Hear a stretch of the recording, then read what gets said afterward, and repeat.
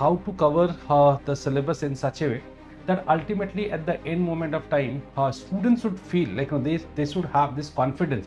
Okay, fine, like now I am having substantial amount of information and content, right?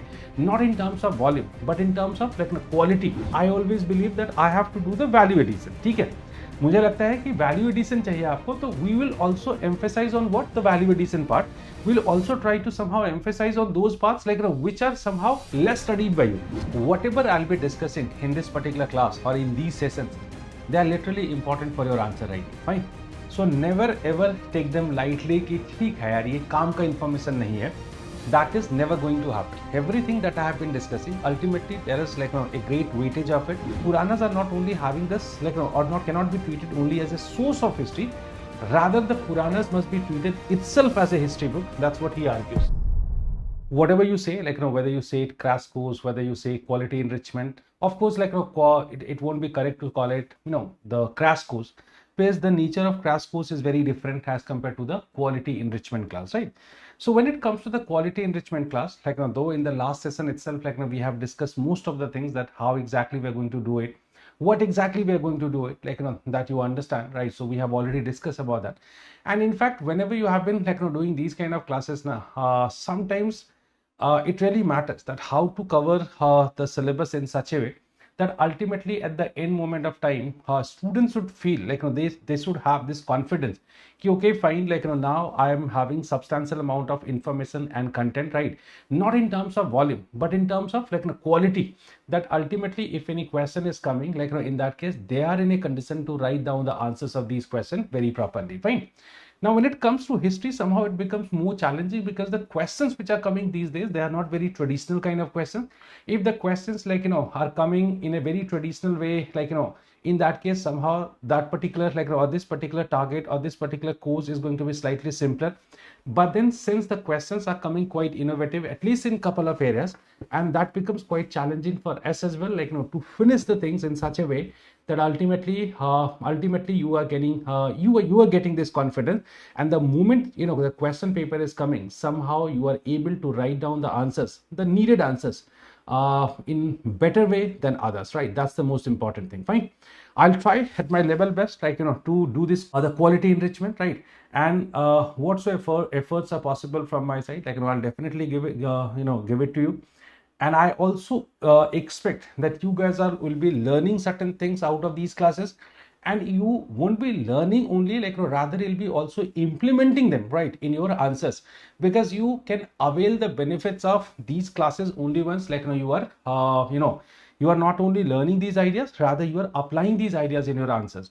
And that's the reason because of what, like what exactly we're going to discuss, okay, or what exactly we're going to do here. So you always keep in mind that I believe that as there are different requirements in different areas. So precisely speaking, since we are starting with an ancient, so in ancient I believe this is one thing which plays very important role, that is concept. How come the concept is pretty much needed? Because until and unless you have a solid concept, somehow you won't you most likely will fail in what, in locating the questions, right? So locating questions is very important, and that's how you have to learn this, that how to what exactly is the demand of the question.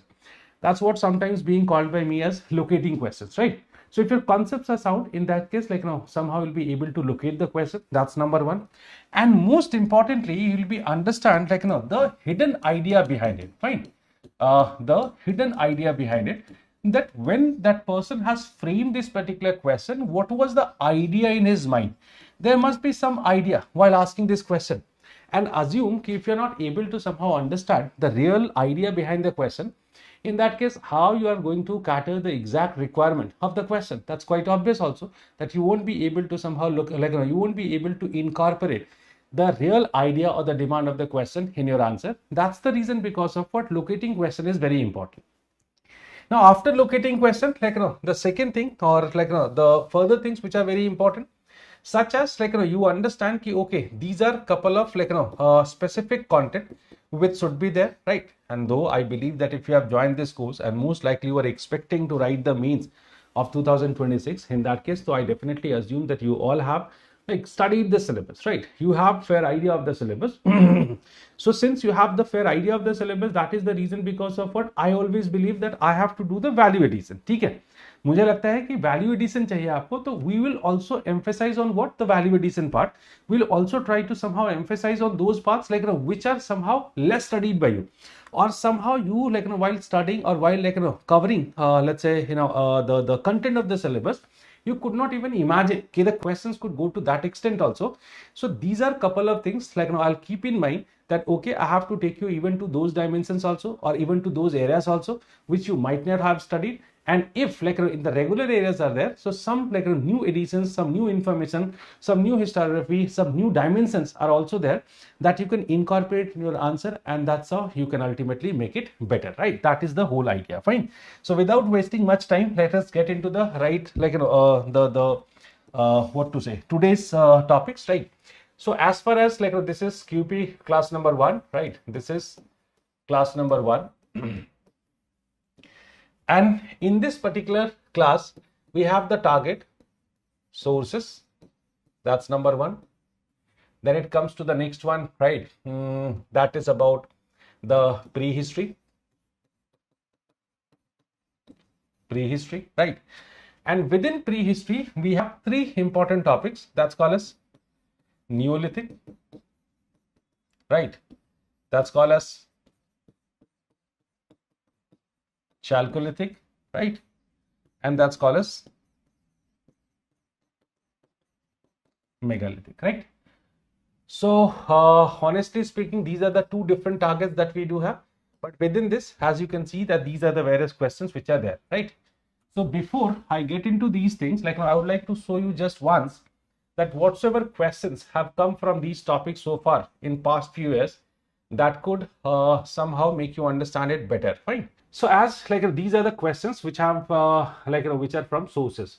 So if you'll see the syllabus, what exactly has been given in the syllabus. So if you'll see syllabus, you'll find that in syllabus they have given archaeological sources, the exploration, excavation, epigraphy, numismatic, and monuments, right?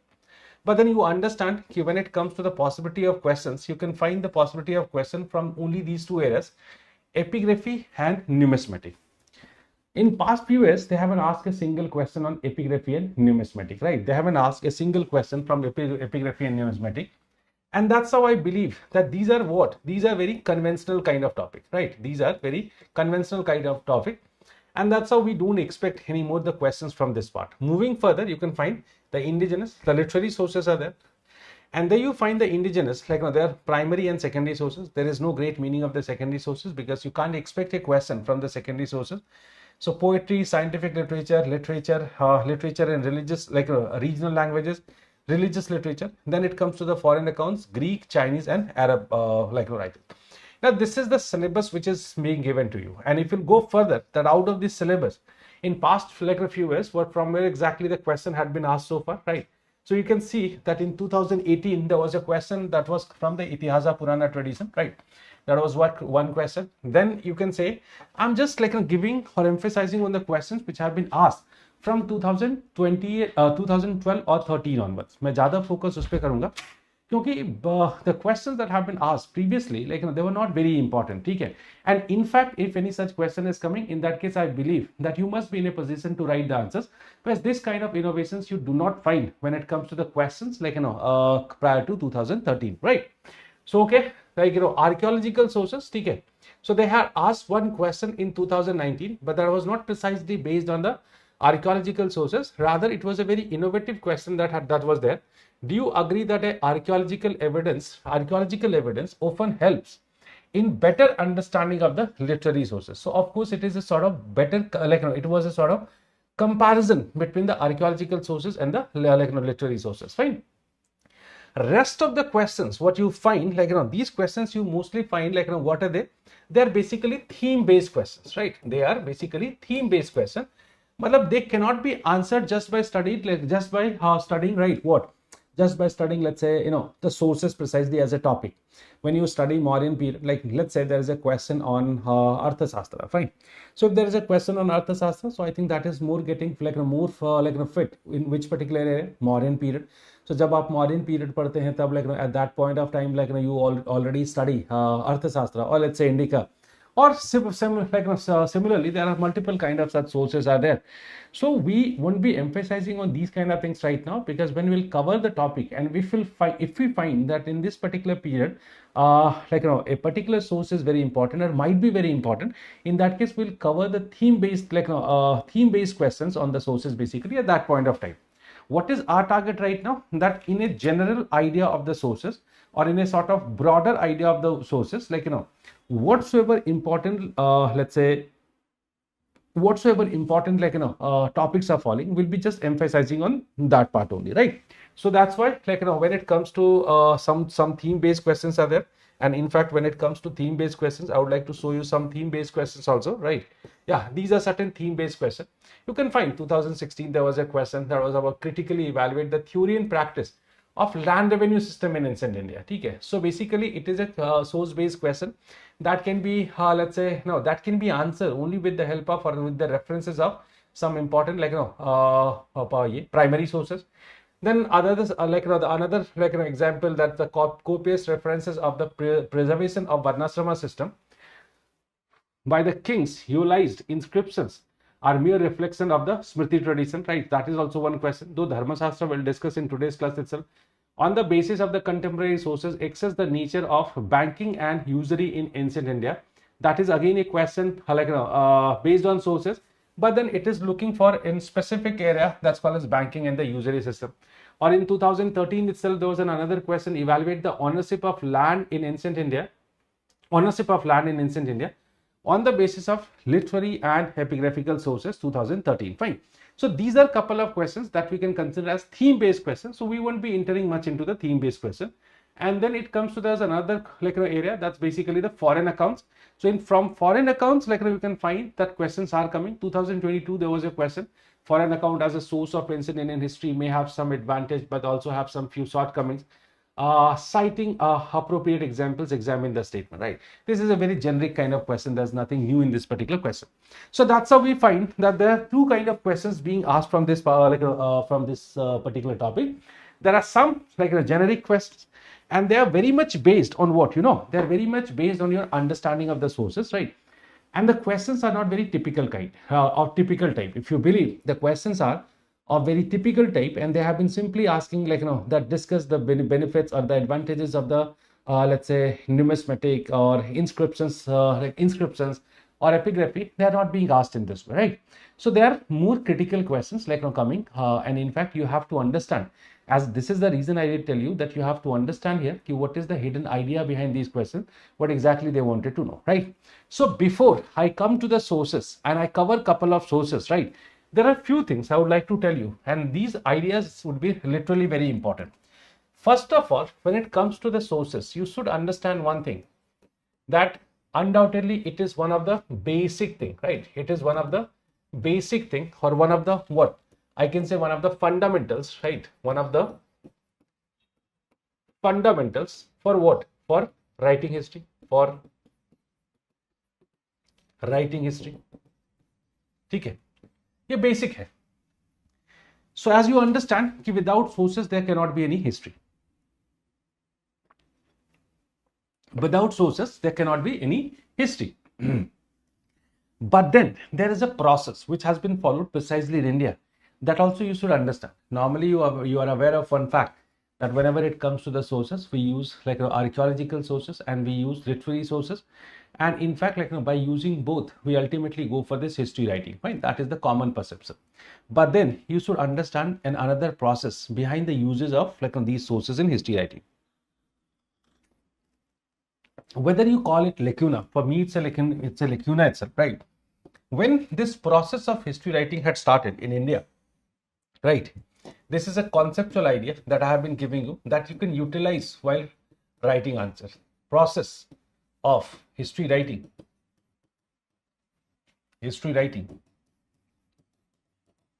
right? this particular process was precisely started by whom? The Britishers, right?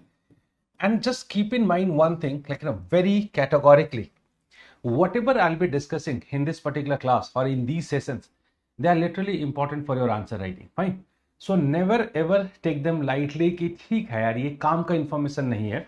That is never going to happen. Everything that I have been discussing, ultimately there is like a great weightage of it, and that's why ultimately you will be able to use it somewhere in your answer. That's the single objective I do have, and that like you also need to keep in mind like that ultimately this can be used somewhere in history in your answers. And that's the reason, because of what? You listen it very carefully, try to integrate it, try to absorb it, and wherever these lines are getting fit, ultimately you need to paste it, right? That's what you need to keep in mind. So when it comes to like the, let's say, Britishers, they started this process of history writing, and in fact they established certain institutions like Asiatic societies, Asiatic Society of Bengal, Asiatic Society of Bombay, Asiatic Society of Great Britain, and all these Asiatic societies had the major work of what? Translation, right? So since like they all were involved in some sort of translation, or basically the classical text of India, that mostly included the ancient Indian classical text, right? When it comes to ancient Indian classical text, mostly it was let's say Vedas, right? Then we can say epics, Ramayana, Mahabharata, and some other classical texts. Finally, they had been going for some other texts also, scientific texts and all these kind of texts also. But then primarily they had been focusing on these texts. Manusmriti was the most important one. Why Manusmriti? Because Manusmriti was considered at that point of time as the reflection of Indian society. So according to their perception, if anybody wanted to understand Indian society, for them it was necessary to have the knowledge of Manusmriti. And that's why Manusmriti was the first text which got translated with the name of a code of Gentoo laws. Fine. That's how it's being translated. Now, when they went for this translation works, over the period, they got huge compilation of what? Such ancient literature of India, and that became the base for their writings. And this is the reason because of what? In Indian history writing, you can find greater use of what? Literary sources. Fine. This is the process which was being followed. And that's how we can find the greater use of literary sources for history writing of India. This is exactly where I wanted to reach. That's why I was just telling you this story. Maybe you are not supposed to mention this story anywhere, but then you need to understand that there is a permanent lacuna in Indian history writing. If they started doing this somewhere towards the end of 18th century, and from the beginning of 19th century, these people have started writing the history of India. In their writing, you can find that mostly they have, not mostly even, they had been, they were only using the literary sources. And in fact, when it comes to the literary sources, only those texts which were translated by them, right, they were being used by them, right? So you can find that when it comes to the early history writing of India, now it was majorly focusing on the literary sources. So can we say that the archaeological sources were completely absent? Now it is a common thing to understand if it was a colonial rule, in that case, do you really believe that these people would be putting or investing great amount of energy, finances for the archaeological researches? Not really. They were least interested. Some people had their personal interests, such as James Prinsep, you might have heard.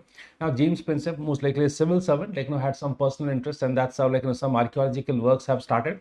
But then again, it was not very remarkable. You know that he deciphered the Ashokan inscription, but then there was no great, advancement that could be noticed here. Cunningham was the next fellow. He's coming somewhere in 1870s, and this fellow also had an interest in archaeological sources. And he was coming from army. He was from having a military background, but then he had great interest in Indian archaeology, and that's how under or due to his efforts only, the Archaeological Survey of India became functional in India for the first time for some period of time. But then unfortunately, it could not survive longer. And with the death of Cunningham itself, we find that ultimately this institution itself died, and no further advancement was there. No further we can say achievement was there in this in this particular line. Only in the beginning of 20th century, when Indian nationalist movement had become quite powerful, and in fact the way the nationalist leaders got interest in the historical researches, and that's how we can say that ASI is getting formed somewhere in the beginning of 20th century, not 19th century, right?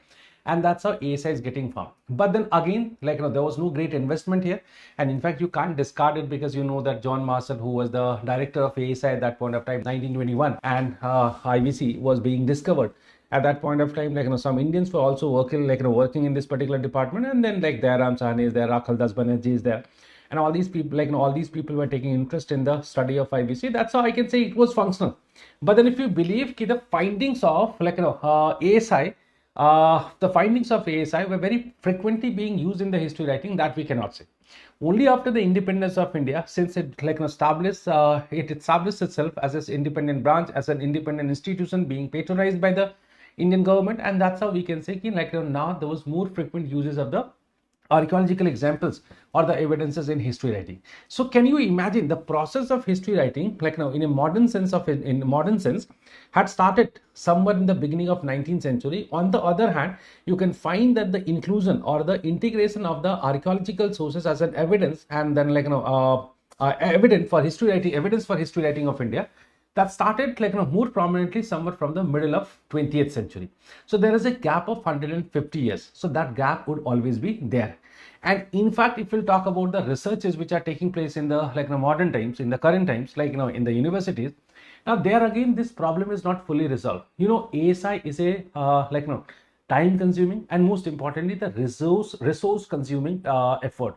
Of course, it is linked with several scientific researches, and that's how it needed basically funds also.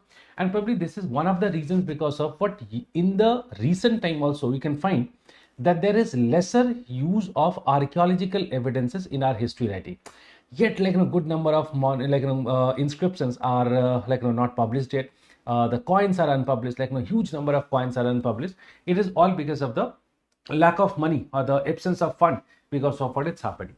Moral of the story is simply this: when it comes to Indian history writing, that gap between the archaeological and literary sources, that always used to be there. And that's why the history that we know, that history is majorly based on what? Literary sources. And the way certain advancement is coming, or certain further achievements are coming in the study of archaeological sources, sometimes they are so remarkable, they are changing our previous perceptions altogether. Fine. They are changing our previous perceptions altogether. And now I hope you can understand the significance of this question categorically, that why is this question being asked? Do you agree that the archaeological evidence often helps in the better understanding of the literary sources? I hope now you get the context of this particular question, that what was the reason because of what this question is being asked. That's why I told you that when you see the question, at least pause for a second, right? At least 20 second, 25 second or 30 second. आपको लगता है 40 second आप रुकिए, ठीक है, but एक बार सोच के देखिए, ठीक है, होता है ना, गहरी चिंतन करके देखिए कि क्या रीजन होगा, ये सवाल पूछा ही क्यों उन लोगों ने। आप पूछेंगे उल्टा नहीं पूछा, उल्टा नहीं पूछेंगे क्योंकि उल्टा पूछने की जरूरत नहीं है। बहुत ऑब्वियस सी बात है ना कि ये क्यों पूछा, आपको मैंने कॉन्टेक्स्ट बताया, तो दिस इज द रीजन। तो बहुत सारे हमारे pre conceived notions they got change after the discovery of these archaeological sources. Though I'm not discussing the question here, but for your information, I'm just telling you that when it comes to, let's say, there's a lot of such examples. There are a lot of such examples which can be used here, for your information. Let's take the example of, let's say, the postmodern period. So when you see the postmodern period, right? Postmodern period. Now this period has always been imagined as what? As Brahminical revivalism, right? This kind of image it had, Brahminical revivalism, right? So this period has always been perceived as a period for the Brahminical revivalism, but then you must understand from where exactly this idea even appeared. Idea appeared from the literary sources itself, because when it comes to the coming of these rulers, such as Sungas and Kanvas, that Patanjali is writing at that point of time. And hereafter you can find some more people are coming, such as Kalidas, and all these people are coming, and they have started interpreting it as a period where actually Brahmanism was having its revivalism. Couple of literary examples are also there, and I'm not even refusing it, but then somehow it was creating a one-dimensional perception, right? When the archaeological sources are also discovered, at that point of time a very different kind of image was found. And what was that image? Most of the development that we find in Buddhist architecture, right, that was mostly from the postmodern period. So this happened either under the patronage of Sungas, even converse, sometimes even some not sometimes. Satvahanas were the great patrons of the great patrons of Buddhism, and in fact the Buddhist monuments also, like undoubtedly Kaniska and all, Kusanas and all, they were also doing it. So basically, after the discovery of these, let's say, archaeological examples or evidences, somehow the whole idea got reverted, and in fact we stopped talking about that. So this is the reason this question is there. Do you agree that the archaeological evidence often help us in better and helps in the better understanding of the literary sources? Now you must be in, understanding the meaning of it, right? So that's why this process should be always in your mind. And this, if this process is there, so there are many questions would be able, you'll be able to decode the questions properly. That is something that you need to keep in mind. Okay, coming back to the point. So this is like a sort of basic understanding, but after this basic understanding, let me go for this traditional view. So the moment it comes to the sources, right? The moment it comes to the sources, right? Sources, that is being divided into two parts. One is what?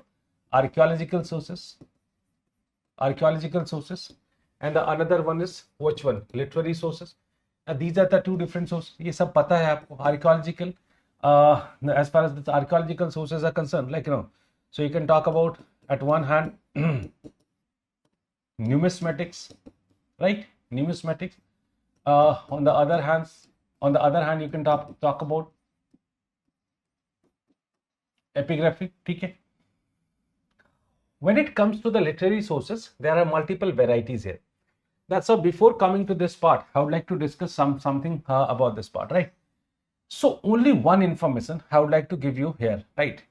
Whenever you have been writing any answer on sources, right? Whenever you have been writing, let's say for the sake of for sake of saying, let's say any question is coming. In fact, making question is never in our hands. Ultimately, it is very much depending on whom.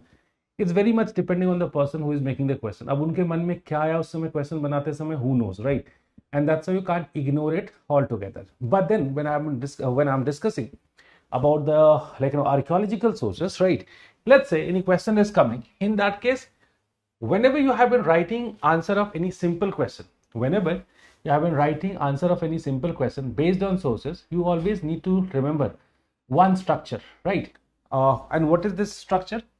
Now, when it comes to writing the intro, so you need to always write about what? The process of history writing. You need to write about the process of history writing, and you can write the objectivity, right? The objectivity not this idea. No, don't write this idea here. So the process of history writing that always has greater importance of what? Sources. There is always greater importance of sources, right? So that's why you'll be writing this process of history writing is precisely based on the sources. And या फिर आप ऐसे लिख सकते हैं कि it is the sources which differentiates between fiction and history or historical narrative. Fine. So somehow you have to show that the sources are very important. Within the two major sources known as archaeological and literary sources, there is great contribution of let's say archaeological sources, okay, or great contribution, or within those sources being used for history writing, archaeological sources, literary sources, there is a greater utility of inscriptions for history writing because of multiple advantages of it, multiple benefits of it. That's how you can frame your answer. You can, if you want, you can start your answer with some sort of historian also, such as you can start your answer with E.H. Carr's statement. Now when E.H. Carr says ki sources are very important, and in fact without sources there is no history, you can start with these kind of historian's statement also. So E.H. Carr is really very important. So I think you should remember this particular name and you can start your answer because he emphasizes on the significance of the sources. So by using these information, you can start your answer. When it comes to body part, if it is a generalistic question, now instead of getting spread, instead of getting what to say, getting directionless, it is always good to show the information in what way, that what political information we get, what economic information we get, what social information, right? What religious information, and what cultural information. Always classify into certain categories. Don't write that what information is being provided by these kind of sources. Never ever write what kind of information being provided by these sources. The simple way of writing it is what? You'll be simply writing, okay, like another political information. Maybe you want to provide 2-3 different information, right? Let's say info 1, info 2, info 3, like, that's how you have been providing. One thing that you need to make sure that if you have been writing any, like, any answer, now you have to give always certain examples from this part. ठीक है, आप इसको avoid नहीं कर सकते. What is example? That's fact. Let's say, like, if you have been writing any statement that the inscriptions are providing the idea on basically the nature of state or the kingship, right? Let's say this is what you have been writing. Now you need to justify it by giving a statement, by giving an example, such as you'll be writing the Ashokan inscription are emphasizing on a new theory of kingship, which is the paternalistic behavior of the ruler, right? Or a welfaristic state of the welfaristic state. So whenever you have been writing something, like, you need to give one example, fine. So that's how, by making example or by giving example, you can actually make your argument very concrete. That's what, like, you need to keep in mind. So mind you that whenever you have been writing any answer, ऐसे question आते नहीं है, हम बहुत ज्यादा बात नहीं करेंगे, but then you have to keep in mind that you have to provide certain, like, examples, and only by providing these examples somehow you can make your answer, like, better. So this is the structure that you need to keep in mind. And coming to the, like, last, so when it comes to writing conclusion, right, when it comes to writing conclusion, in that case, the only thing that you need to keep in mind that whatsoever answer you have been writing on the basis of sources, right, on the sources, ultimately it should it should end with just one word that's called as juxtaposition, right? आप जैसे भी end करते हैं, like, the key word would be this only, right? The juxtaposition, right? You can use another word that is called as objectivity, right? Though finding objectivity or, like, having objectivity in history writing is next to impossible, right? But then yes, in order to find an objectivity, if different sources are juxtaposed together, in that case, like, a better history can be written. So we can't rely on single sort of sources. आप numismatic पे लिख रहे, same, like, conclusion. आप इस पे epigraphy पे लिख रहे, same sort of conclusion. So this is a sort of general conclusion that you're going to write everywhere whenever you have been attempting any, like, answer on the any answer on the sources. This is, like, the Ramban I'm telling you. मतलब सोचना ही नहीं है, without any doubt, like, you just go for it. Now if you want to use any scholar, like, you can use it. You can use EH car here also, right? Because EH car says कि actually the sources are something which is very important that you have already used in, let's say, ये आप Collingwood को इस्तेमाल कर सकते हैं यहाँ पे, ठीक है? Now the way Collingwood says, right? The way Collingwood, R.G. Collingwood, like, says कि sources are, like, once multiple kind of sources are kept together, and that's how the historians are able to somehow write a better history or a more objective history. So you can write, like, about Collingwood also. So जब आप ऐसे रोमिला थापर का इस्तेमाल कर सकते हैं आप, like, she is also very important. Romila Thapar has, like, that she has contributed almost in every area. So you can even use Romila Thapar as well, like, while writing the writing about sources. Fine. So that is a sort of journalistic information. Fine. Coming back to this point. So if any sources, like, any question is coming from archaeological type, right? In that case, I must say that this is how you need to treat with them. Fine. One word, like, that you can write, you can add in archaeology, that archaeology itself is an evolving area, right? So it's not true that the way archaeology was being used or the archaeological evidences were being used earlier, in the same way the archaeological sources are being used even now also. Of course, that is not true, right? Nowadays we have started, like, going for more innovations, right? More innovations as in now ethnoarchaeology is there, like, archaeometry is there, right? New archaeology is there, right? So there are several new terms are also coming in archaeology, and where we have started connecting the archaeology just to interpret some other things also, right? So now we do not confine archaeology in such a way that, okay, this is the thing which has been found, so that is it, right? There was no further meaning of it. Right now we go for interpretation, and that's how, like, with the help of archaeology, we try to trace the other things also. The other things as in we talk about, let's say, like, what kind of culture was there, like, we try to connect it with the culture. We try to connect it even with the ideas also, that what are the ideas being used at that point of time. So there are different new dimensions which are also there in archaeology. So let's say if you have been writing any answer on archaeology, in that case, these are the few things like that you need to think about or you need to write about. That is also one thing. Since there were no great questions coming from this part, and that's how we won't be putting much emphasis on that part. Now coming to the literary sources. When it comes to the literary sources, we can divide it into two parts. Basically, what are they? One is what I mean to say religious sources, right? Religious sources, and the second one is secular sources. When it comes to the secular sources, mostly we use the secular sources for what? We mostly use the secular sources for basically secular sources in different time period. So when it comes to the religious sources, we divide it into two parts precisely. One that is called as the Brahmanical sources, and the second that is called as the Buddhist sources. Fine. Here I find that yet there is a greater possibility of questions, right? There are so many areas that have not been asked yet by the UPSC, and that's how I find so many possibilities from here. And in fact, in coming future, you can find maybe in this year also, maybe next year, you can find certain questions. So that's why I would like to emphasize on some parts, certain parts of this, right? So, okay, fine. When it comes to the Brahmanical sources, there are n number of sources part of it, right? But the most important thing, right? Vedas are there, Haranyakas are there, Upanishads are there. There is a long list of them. But trust me, the questions won't be coming on them, right? So from where exactly or on what topics we can yet expect the question. I believe that when it comes to this part, there is greater possibility, and in fact in past also they have asked so many questions, that is called as Itihasa Purana tradition. That's number one. And I'll tell you that why the significance of these kind of sources have increased a lot. One is Itihasa Purana tradition. The second I can say Dharma Shastra, right? Second I can say, Dharma Shastra. So these are two different areas where I can say that in the importance has increased a lot. From here, you can find yet the possibility of the question, because these are the new areas which are being hunted by the scholars in order to write the history. Earlier, what was happening? Earlier, there was more emphasis on Vedas, that how the Vedas are serving as source of it, right?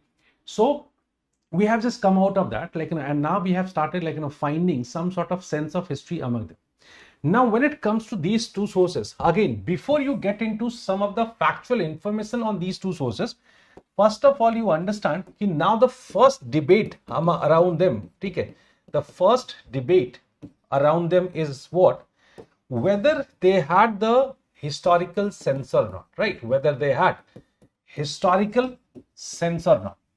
Now, this is the new area of debate. And what is it? As I'm telling you, that it has been asked by the scholars, or it has been argued by a couple of scholars, that considering the time period, you can even say, or you can even consider that these kind of writings had a sense of history.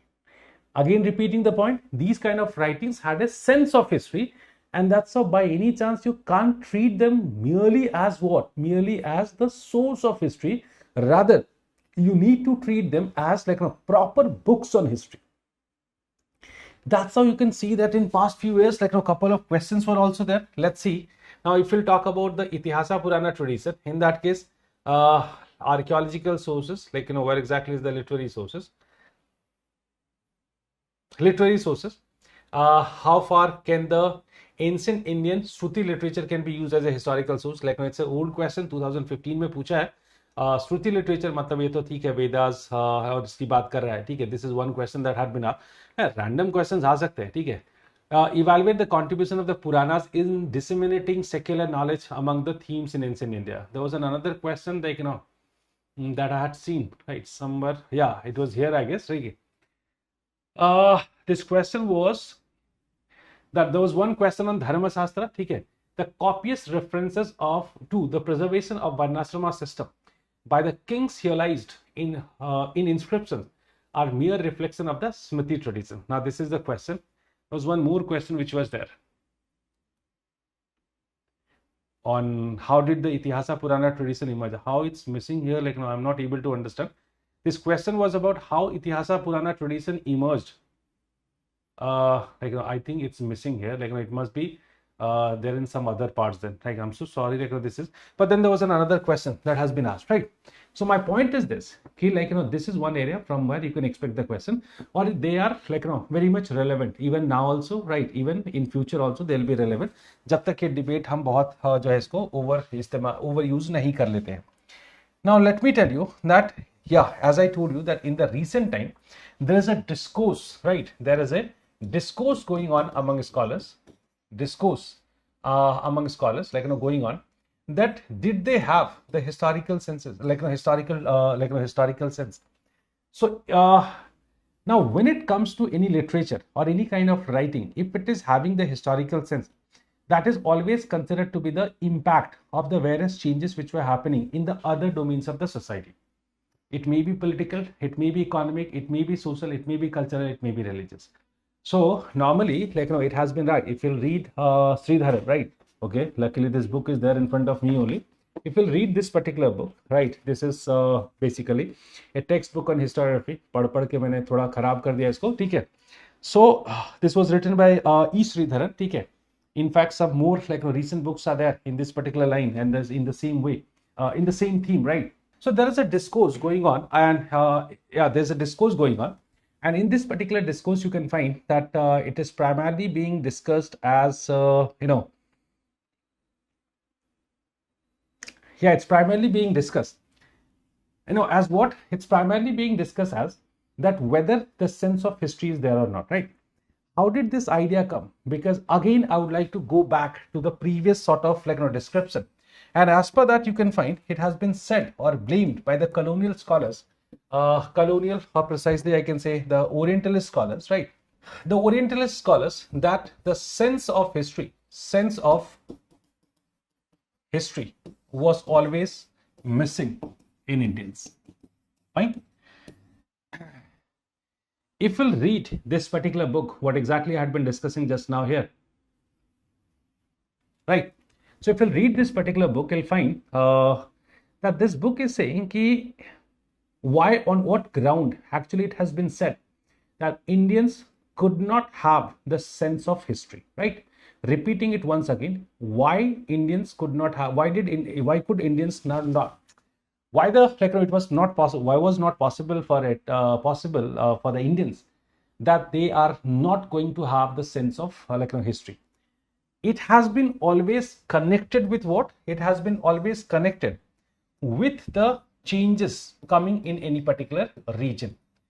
Now, if let's say any particular region, or any particular region is there, if it is going on very smooth, right, very smooth, it means that there is no there is no ups and down, right?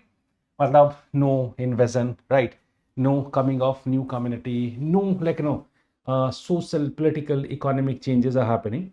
In that case, in such a society, people won't be inclined towards that sense of history, or they won't develop this sense of history. Got the point?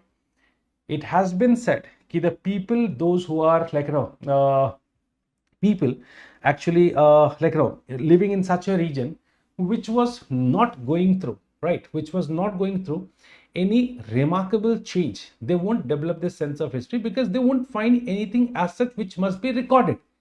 So in that case, why would they write something, right? They won't write anything for the future generation.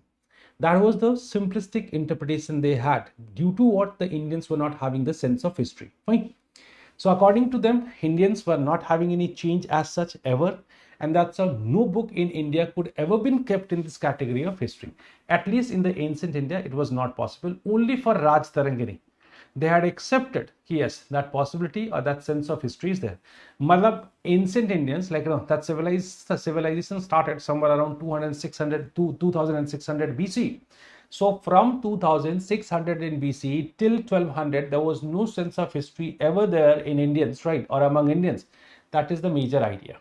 Now that has been questioned by the Indian scholars by giving this idea, even the Indians also had the sense of history, and this is how you find the description or discussion on what? The discussion on Itihasa Purana tradition, right?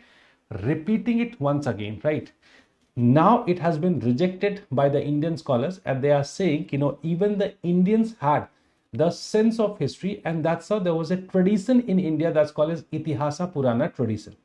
And in fact, they have even rejected this idea that in India there was no ups and downs, there were no changes, no transformations or the transitions coming. So that's why, since they were very much present even in India, and that's how it is quite obvious that the Indians would also develop the sense of history. That's what, like, no, that is the whole idea. Fine. So this is the first idea from where I would like to emphasize upon. So when it comes to this Itihasa and Purana tradition, sorry, it is there in the word format itself. Like, that's the reason because of what, like, all these linings are there. I love this red marks are there. Fine. Okay, fine. So when it comes to this Itihasa Purana tradition,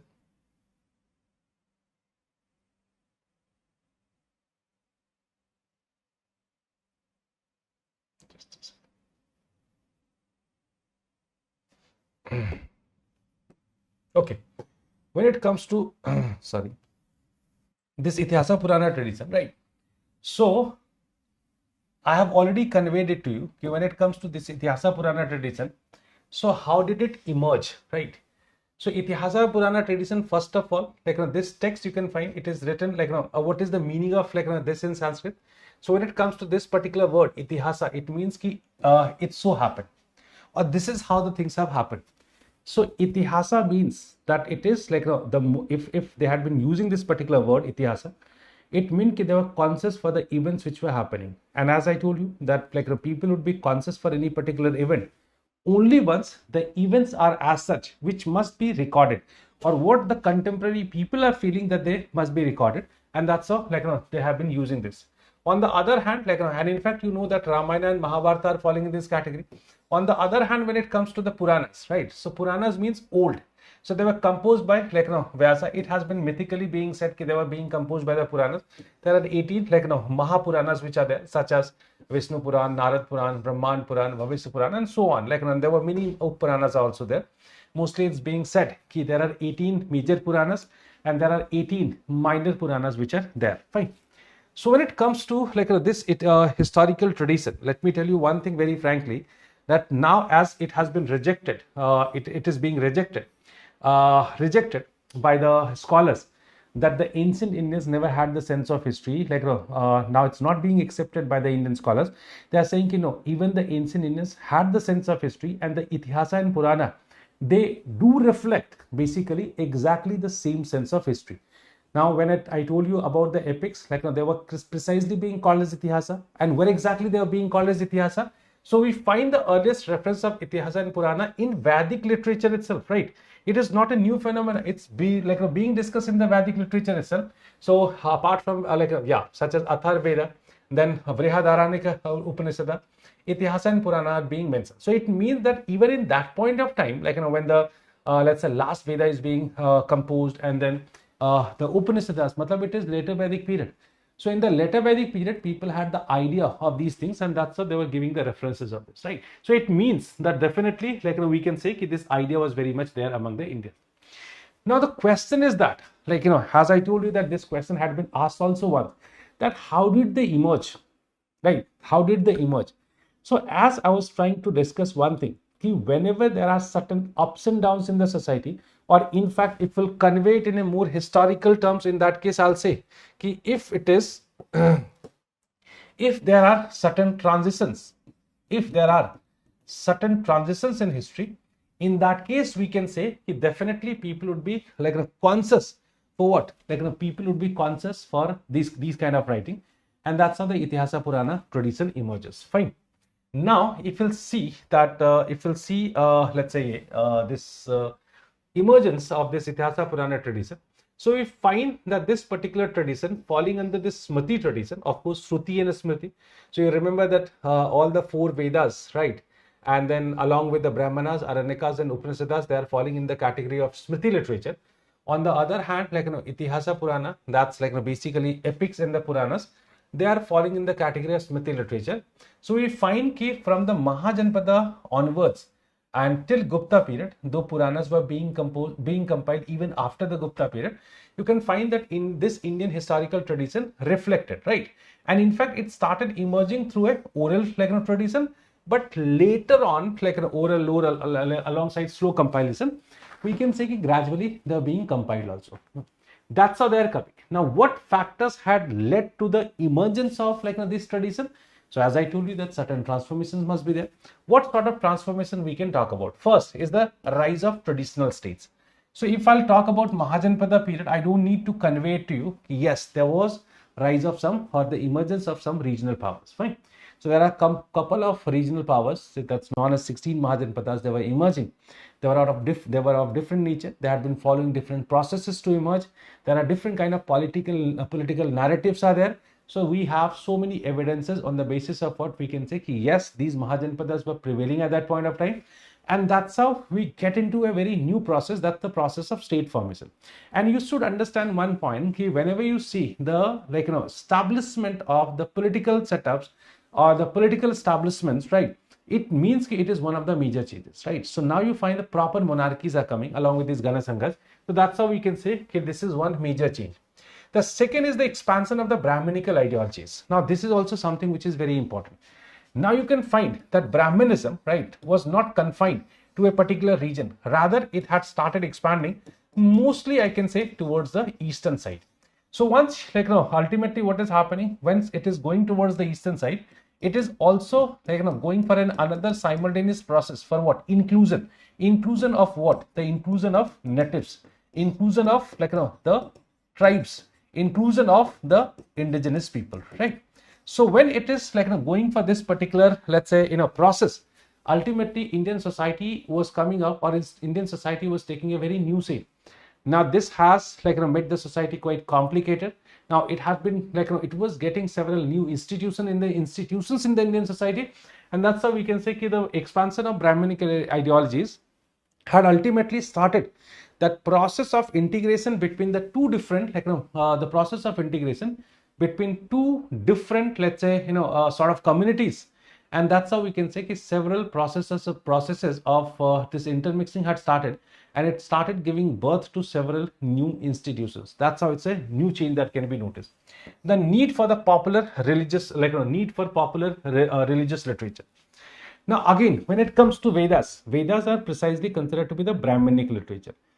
Not only the Vedas, even the Vedas and the Brahmins were what? They were precisely the Brahminical literature. Only the Brahmins could recite it, right? Only the Brahmins could follow it. So it was far away from the popular people, like normal people. That's number one. If we'll talk about the Aranyakas and Upanishads, the Aranyakas and Upanishads were also precisely a Brahminical literature. They were more philosophical, and they were basically attached to what? Vedas. As I hope you remember, as far as this Aranyakas and Upanishads are concerned, they were falling in the category of Astic philosophy, right? Why? Because ultimately they believed in the Vedas, right? Or they believed in the authority of Vedas and Vedic gods. They were not only they were only not believing in basically the priesthood, or basically the significance being given to the Brahmins as a priest. So that's how these are also quite closely attached with Vedas. And the way that Aranyakas and Upanishads were precisely dealing with what? They are precisely dealing with basically what? Some philosophical ideas. What is God? What is Brahm? What is soul? Salvation? And all these kind of things. These were not there in the popular discourses, right?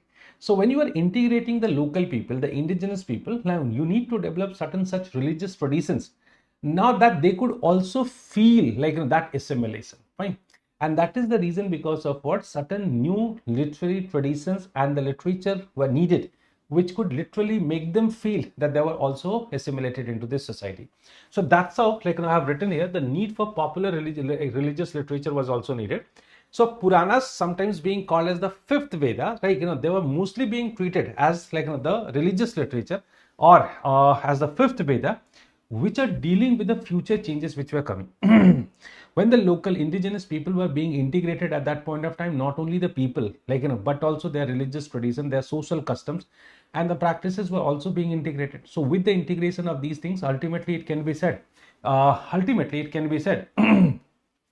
that now a new kind of composite culture was taking birth, and in fact a specific kind of or a literature in a specific genre was needed that they could integrate them. That's the simple idea which is there, fine. So now we can say yes, this is the reason because of what literature is needed. And then integration of local deities, that's also part of it. Now partially I have already discussed about it.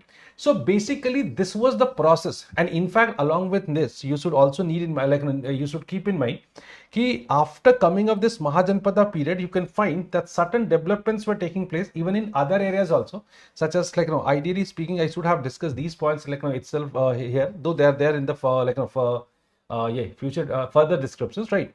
So basically you can find that such as economy was changing. I have already discussed about that, right? So economy was changing. Now the more complex economy is coming.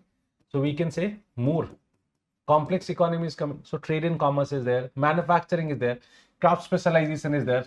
In the same way, we can say society is also becoming more complex. So during this particular period, since you do find several changes were coming, and that's how these changes must be integrated in a particular literature, right? That may be religious, that may be secular also, but then mostly they have preferred, and that's why I have emphasized more on the religious process. And yeah, that's the reason because of what we can say.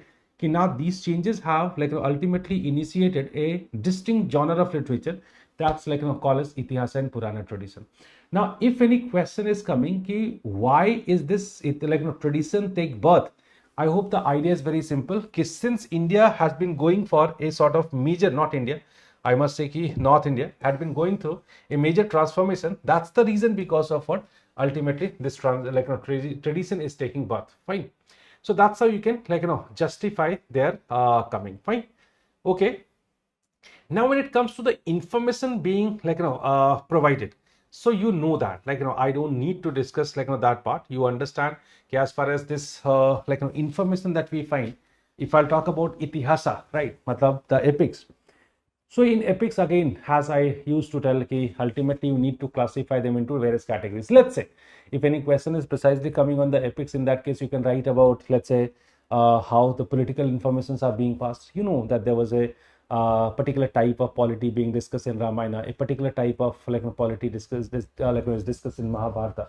Then you can talk about economy also, how agriculture is becoming significant. What are the patterns being followed in agriculture? What agricultural equipments were being used at that point of time? What were the channels being used for irrigation, right? So on. These informations also we do get so yeah, it is there. Apart from that, we also get the references of the craft activities, then the trade and commerce, right? Then we do get social information. So the various institutions which are there in society, ultimately they are very much reflecting it in Ramayana and Mahabharata.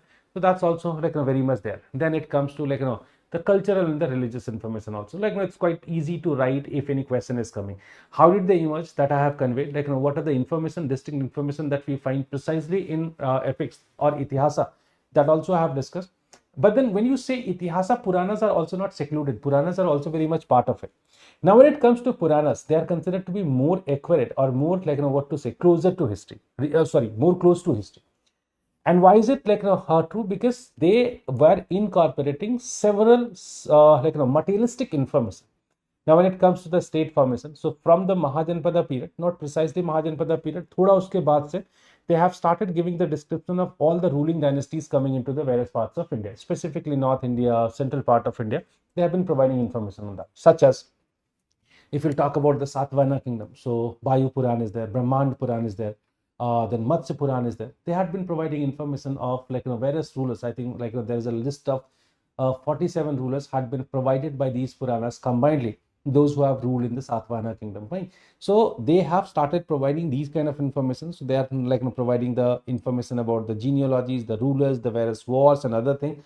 Apart from that, they were undoubtedly providing the information in other areas such as geography is there, economy is there, then society is there, because of course the best reflection of the society you can find in the Puranas and Dharma Shastras, right? So that's how these things are definitely there. So they both are quite valuable source of information. So as I told you that initially they developed as in through the oral tradition, but then later on the gradual compilation of these texts have also started, of course, after the Gupta period or during the Gupta period and onwards. That's how they are coming. Now, when it comes to the weaknesses, so it is not true that they are not having the weaknesses. They are very much having the weaknesses also, such as if I talk about certain issues or the weaknesses. So, like, there were interpolation over like a period of time.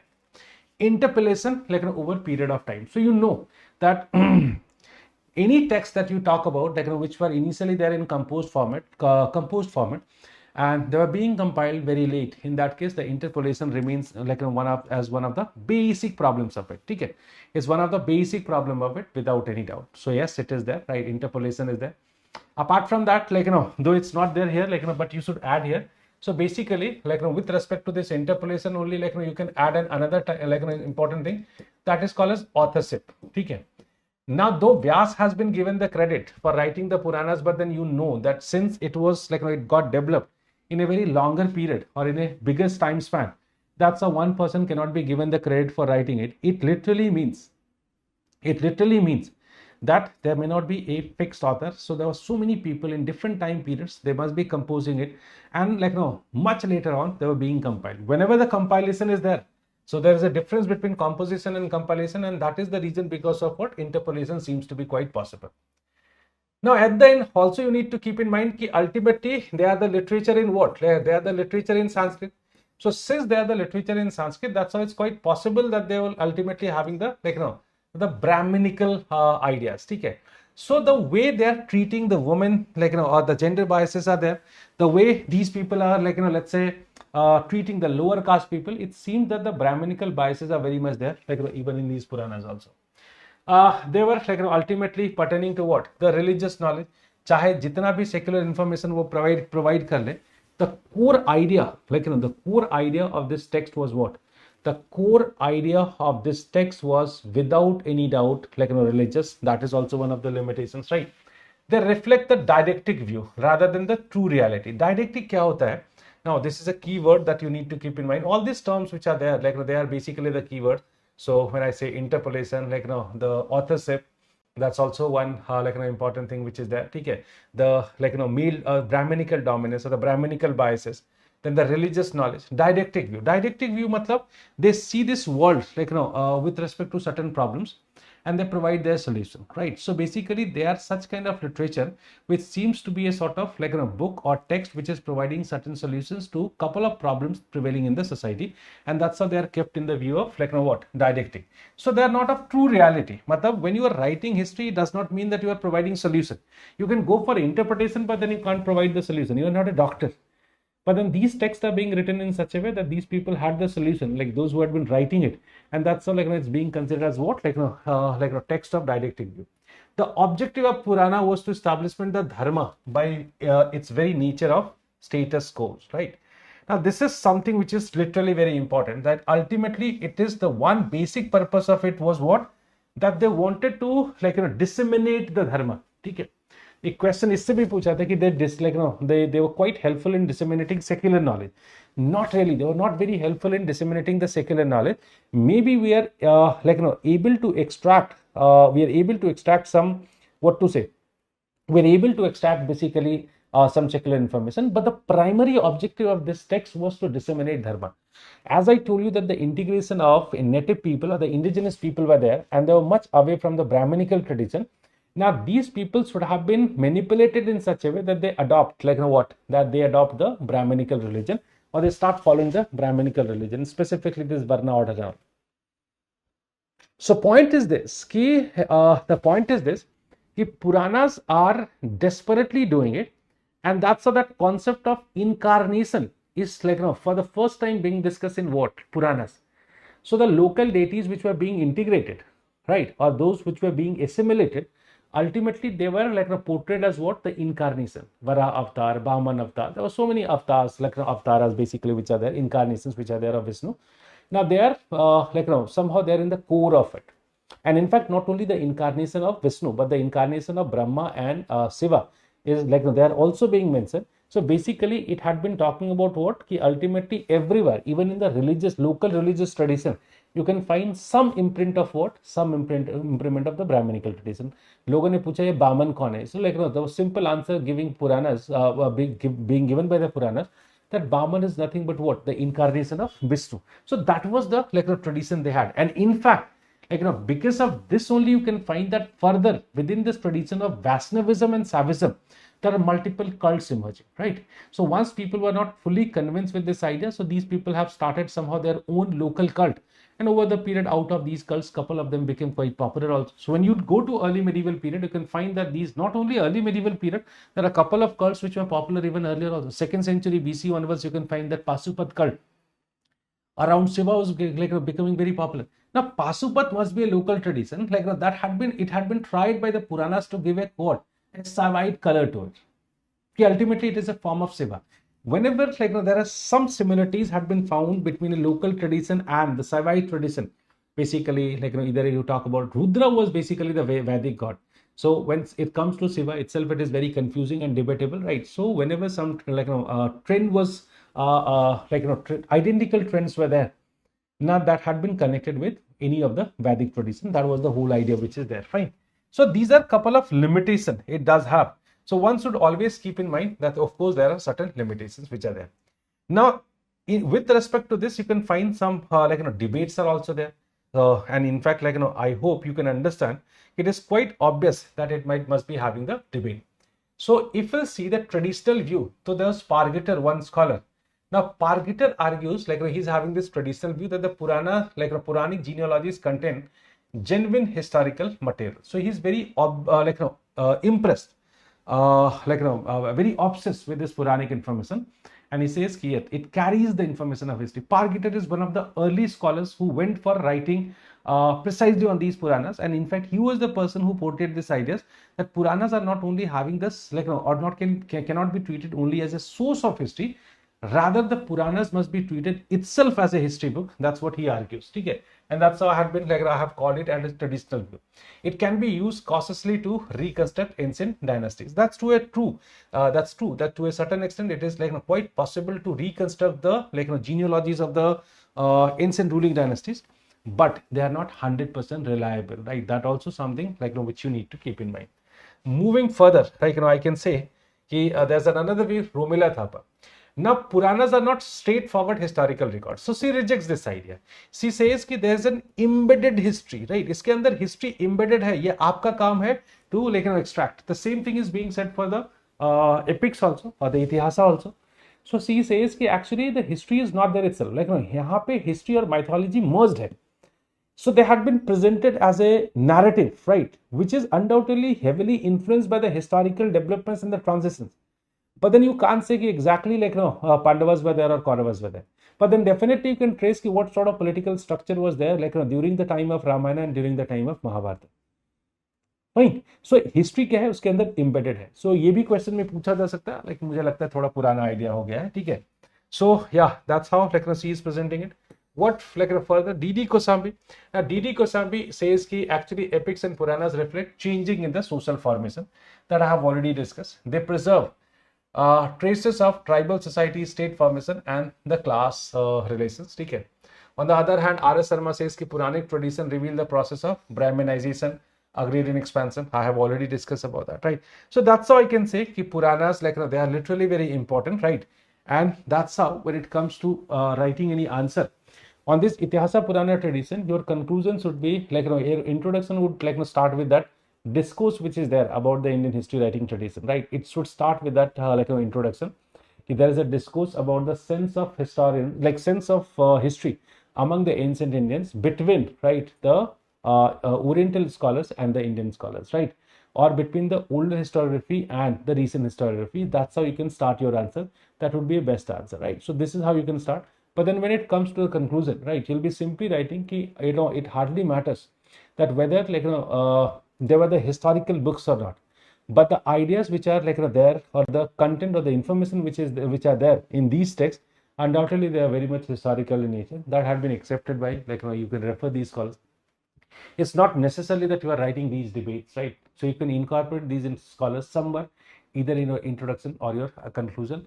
Romila Thapar is the best scholar to be used in the conclusion, where you can talk about the embedded scholar history, because this is what I am also telling you, that ultimately whether they are precisely history or not, that may be subject to debate. But then as far as the historical discourse and the transition is very much reflected here, Nobody can doubt in that. That's all about this, particular. I hope, the idea is clear to you, right? That's all about it. Okay. Moving to the next, important source, that is about Dharma Shastra as a source of Indian history. ये मुझे लगता है कि एक नया text है जो आपसे बिल्कुल ये पूछ सकते हैं, ठीक है. Now when it comes to Dharmashastra, it is having slightly late creation. पुराना थोड़ा पहले शुरू हो गए थे, धर्मशास्त्र थोड़े बाद में आए हैं. So we can say that you can keep it somewhere between let's say second century. मतलब आप इसको दो पीरियड में रख सकते हैं. हम उतना डिबेट में नहीं जाते हैं. एक क्लासिकल लिटरेचर कहते हैं, एक प्री क्लासिकल पीरियड में हम कहते हैं. That as far as Dharmashastra is concerned, right, Dharmashastra is considered to be one of the recent traditions, right, or as part of one of the recent tradition of history writing, and it's being used quite frequently in the history writing, right, quite frequently in history writing, and it is considered to be a specific genre of literature which is providing information on multiple things, right? Multiple things is as in it provides us social information, religious information, cultural information, legal information, political information, morality, ethics, and so many other things. So basically when it comes to when it comes to Dharma Shastra, historians have been using the Dharma Shastra in order to understand the social structure, the caste relationship, the gender norms, right, the kingship, the the law of succession, the inheritance laws, right, the land ownership or the ownership concept, and religious practices, and so on, right. There are so many things. So what I'm trying to tell you, that as far as this Dharma Shastra is concerned, you can't see it precisely as a religious text, though it is religious, because dharma means religion. So undoubtedly this particular text was primarily eyeing on what? Primarily targeting on what? The dissemination of the knowledge of the Brahmin, knowledge of the Brahmanism. It wanted somehow to spread, impose Brahmanism over the local people, but at the same time, it has been providing information on so many things, right? So basically, as I'm telling you, that Dharma Shastras are literally very important. And when it comes to Dharma Shastras, you should keep in mind that there are a couple of branches of it, right? So as part of it, you'll find Sutra literature, right? As part of it, you'll find the Smriti literature is also there.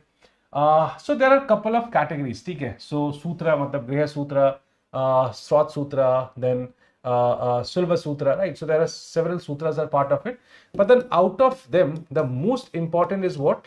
Dharma Sutra, right? Dharma Sutra. This is the most important one.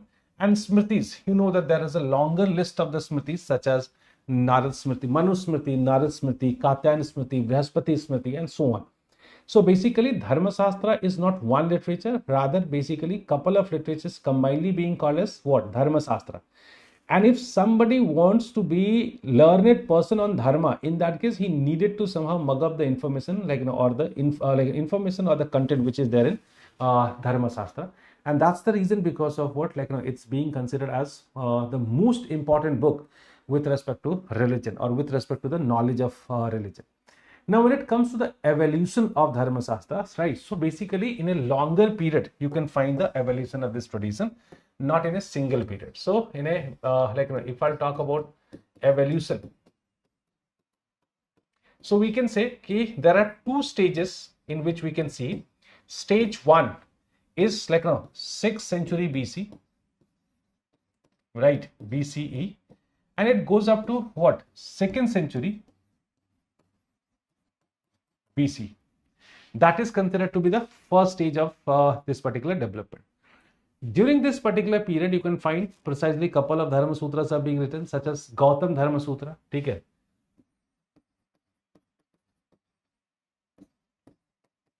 Gautam Dharma Sutra.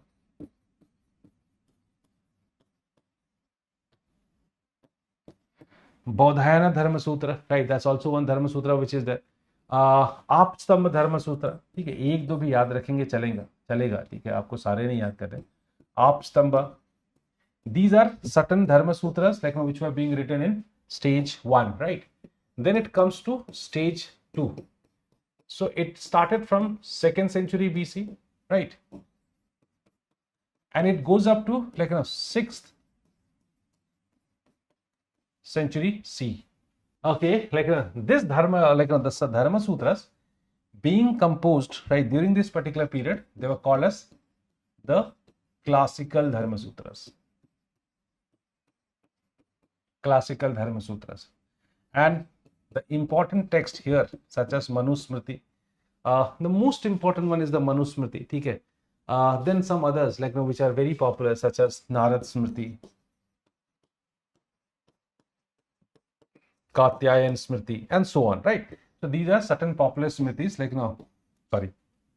popular Smritis, which are undoubtedly falling in the category of, like, Dharma Sastra literature, right? So when it comes to the historical context behind it, right? So the rise of Dharma Sutra. So again, you should try to correlate it with the various changes which were happening in the society, right? So basically, when you see the evolution of Dharma Shastra, right? When you see the evolution of Dharma Shastra, that must be seen with the what? They must be seen with the basically historical context. Okay. Now again, the things are not very different. I have already discussed. So undoubtedly during this particular period, what do you find? Second urbanization is there. Now, because of this second urbanization, ultimately you find the increasing complexity in multiple areas, right? So there are so many areas where can you find that complexities are increasing that we have already discussed. We have already talked about the rise of territorial state. At the same time, you can find that there was one point which is very important that you might have discussed over there also when I had been discussing about the emergence of this Itihasa Purana tradition. So we could have talked about basically the challenges which started coming to Buddhism, Brahmanism, specifically from where? From Buddhism and Jainism. So you know about that, right? It's something which is very common. So you know that from 6th century BC, you find Buddhism and Jainism, they started as two philosophies. And over the years or over the centuries, these two philosophies became so popular that it started giving directly challenges to Brahmanism.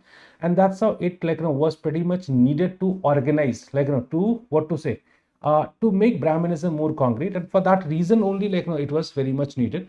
So that's how we can say, now Dharma Shastra, was somehow there was a practical need of Dharma Shastra. Then we can say about the expansion of agrarian society. Now, of course, agriculture became a wide phenomena in this country, and the way now surplus is being created. So that's how the situation in the agricultural society also went through a sort of change. So that's how we can say there are so many changes which are happening here. Fine. Okay. So that's how we can say Dharma Shastras are evolving. Now when it comes to the information, right, that we find in Dharma Shastra, so there are multiple types of information that we find in Dharma Shastra, right? So हम इसको छोड़ देते हैं, ठीक है? So information, Dharma Shastra as a source of history, that's the most important thing. So without any doubt, right, without any doubt, you should talk about the Dharma Shastra as the best sources for what? For knowing about the social structure, right? The Dharma Shastra can be considered as one of the best sources to know about the social structure. Majority of the information that we do find on society, such as the various institutions of society, that includes such as Varna, caste, right, that we do find from the Dharma Shastras. Since they were also the legal traditions, they were the Smritis were precisely dealing with the legal tradition or the legal system of India. So since they had been dealing with this, that's the reason, because of what I must say, they had been providing us the best information about all these things. In fact, either you can talk about, let's say, gender and all, okay, आप उसको अलग से भी point रख सकते हैं. So whenever you need to understand the society, right, no text can be better than this, right? Understand this point very carefully. The kind of history that we have been studying in the present day times, the way you are emphasizing more on what? The social history. We are emphasizing more on what? The social history. So if we are emphasizing more on social history, in that case, you should understand this point, Dharma Shastra, because earlier any literature was not precisely dealing with the social history, whether it is dealing with. Okay? So you can find the various information about Varna, caste, gender, and the various functions of these so we can say yes, the social structure, then the gender relation and the family law, the law of inheritance, the law of separation, right? And then several other things. Okay? Apart from that, we can say we do find some information about the political governance as Raj Dharma also. Since it is a particular text which was emphasizing a lot on morality, ethics. So it does not talk about the morality of the common people only. It does talk about the morality of even the ruling classes also. And that's how we can find that what are the duties of a ruler, such as Yagyavalkya Smriti. Now it is emphasizing on basically like, what sort of responsibilities the king is having. So I can say it's not precisely talking about what, precisely talking about basically the common people. It is even providing information on what, like, providing information on basically these kind of things also. Okay. Apart from that, we can say the legal procedure and justice, one of the best information on that, whereas the Smritis are precisely being known for this. And that's how justice, administration, punishment, like, all these kind of things, like, we find very much here. That's the significance of, like, this particular literature. Okay, fine. Fine. So Narad Smriti is like, giving information on civil laws, like, Narad Smriti is providing information on civil laws, property rights and everything. Apart from that, we even find information on economic activities and the land holding. I had been like, just now discussing about one thing. I hope you remember there was a question, and in fact I was discussing this question in this part only, where I was telling you about, let's say, where I was telling you about the land ownership, like, on the basis of the sources, right?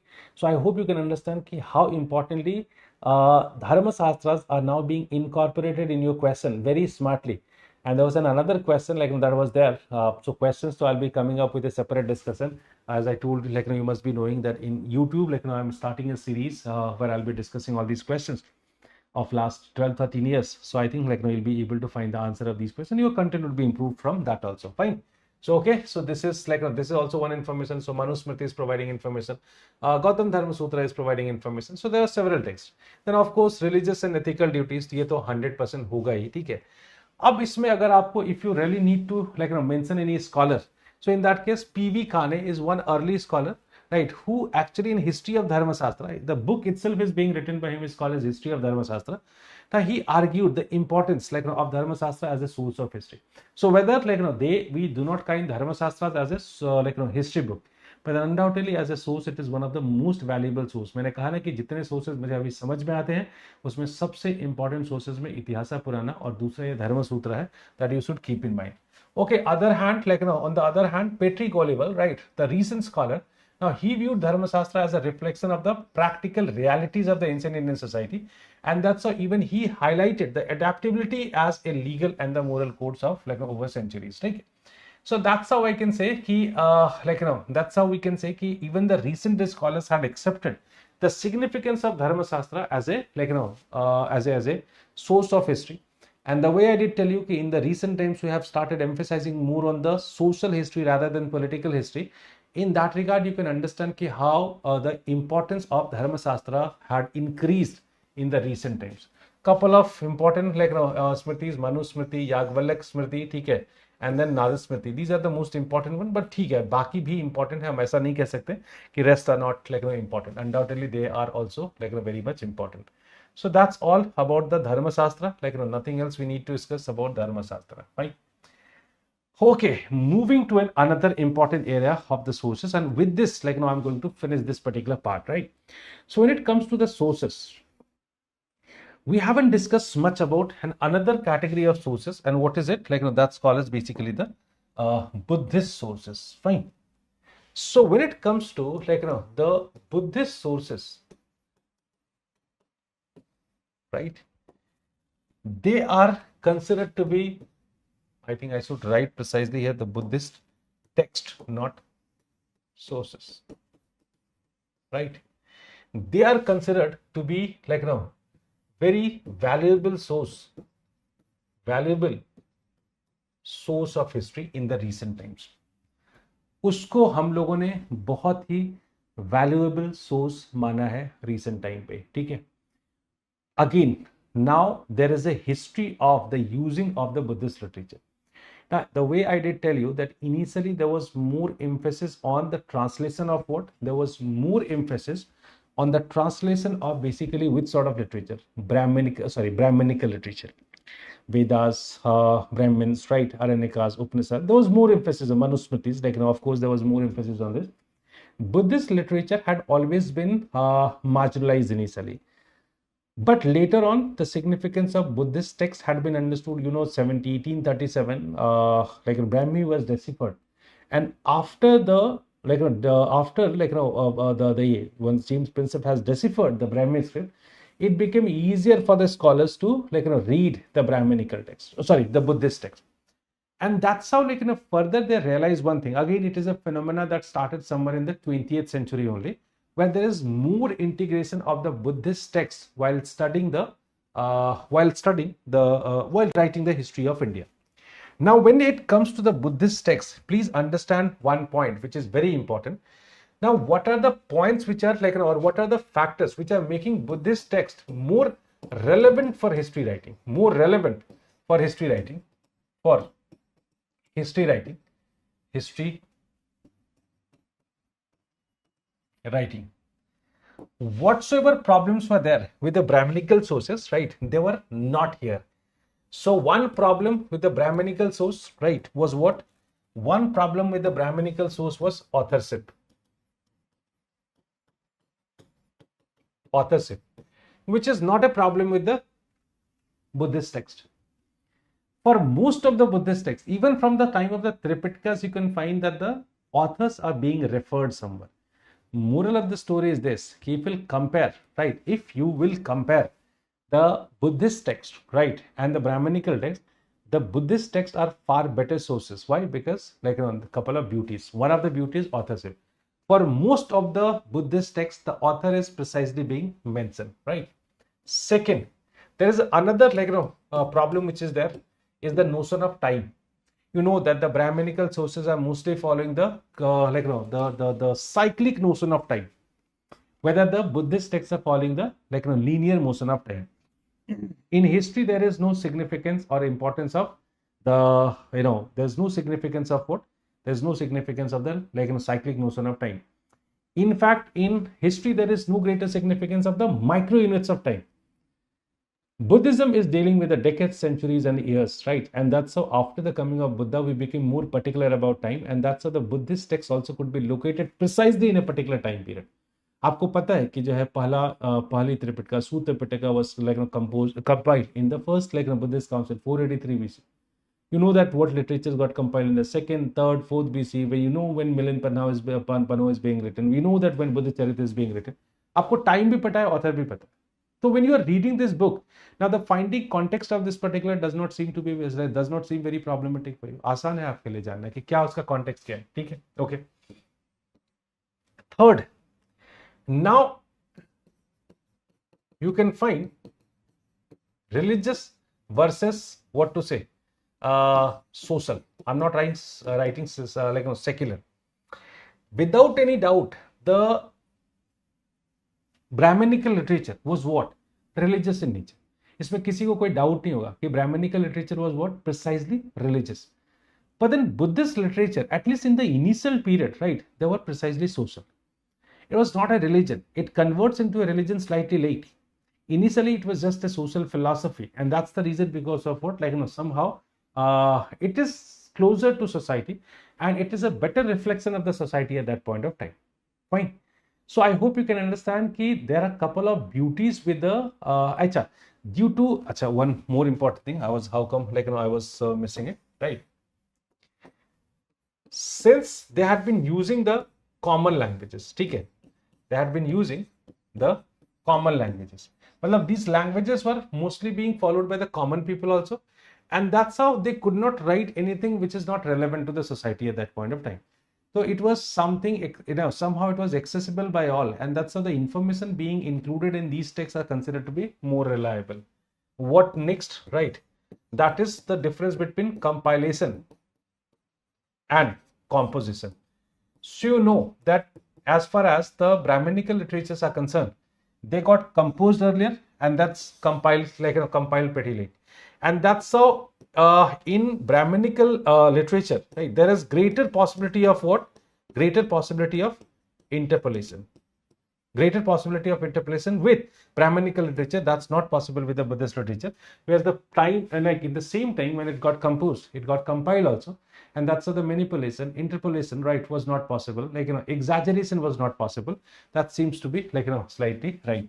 So that's how if you'll compare these two, if any question is coming which is asking you to compare, right, in that case there are several points on under which you can ultimately compare the beauties of the Buddhist texts as compared to the Brahminical literature or the Brahminical text. without any doubt, like, Buddhist sources are somehow proved to be better sources. There is another reason because of what in the recent times the Buddhist texts have become more relevant. Do you know why? Because the way you know that in the recent times we're emphasizing on what? The social history. The social history. Or else, like, it can be also called as what? Like, the subaltern history. Subaltern history. So due to this kind of historiography, ultimately what happens during this particular period, you find, among the Buddhist literature, there are a couple of literature which seems to be quite relevant for this, such as Jatkas. Now, Jatkas are what? They are like, basically the folk literature. Jatkas are what? They are basically the folk literature. Since they are the folk literature, and that's how it is easy for the scholars to extract the sources on society.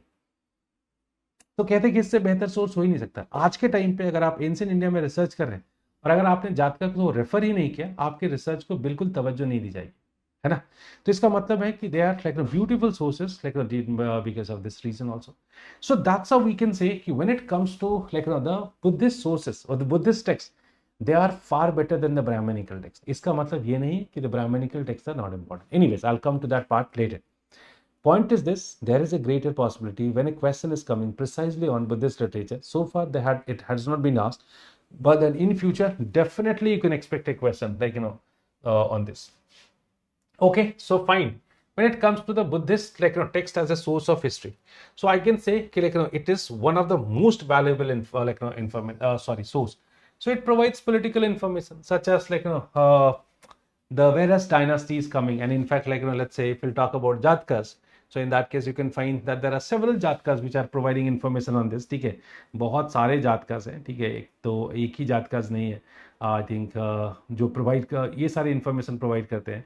Let's say for the for sake of information we can talk about बहुत सारे हैं, ठीक है, those which are there. Jatkas such as there must be some example here also.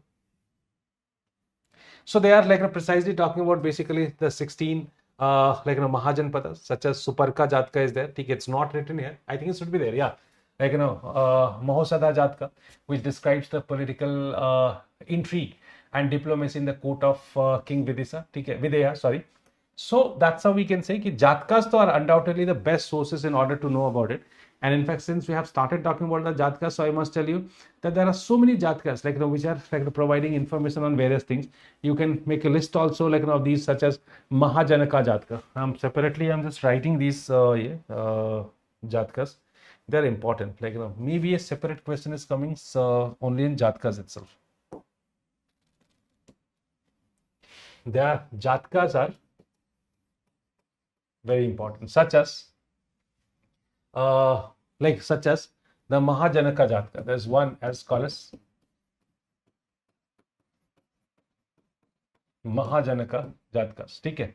Now this Jatka is giving good information on basically trade and commerce, basically, specifically the long distance trade of India, right?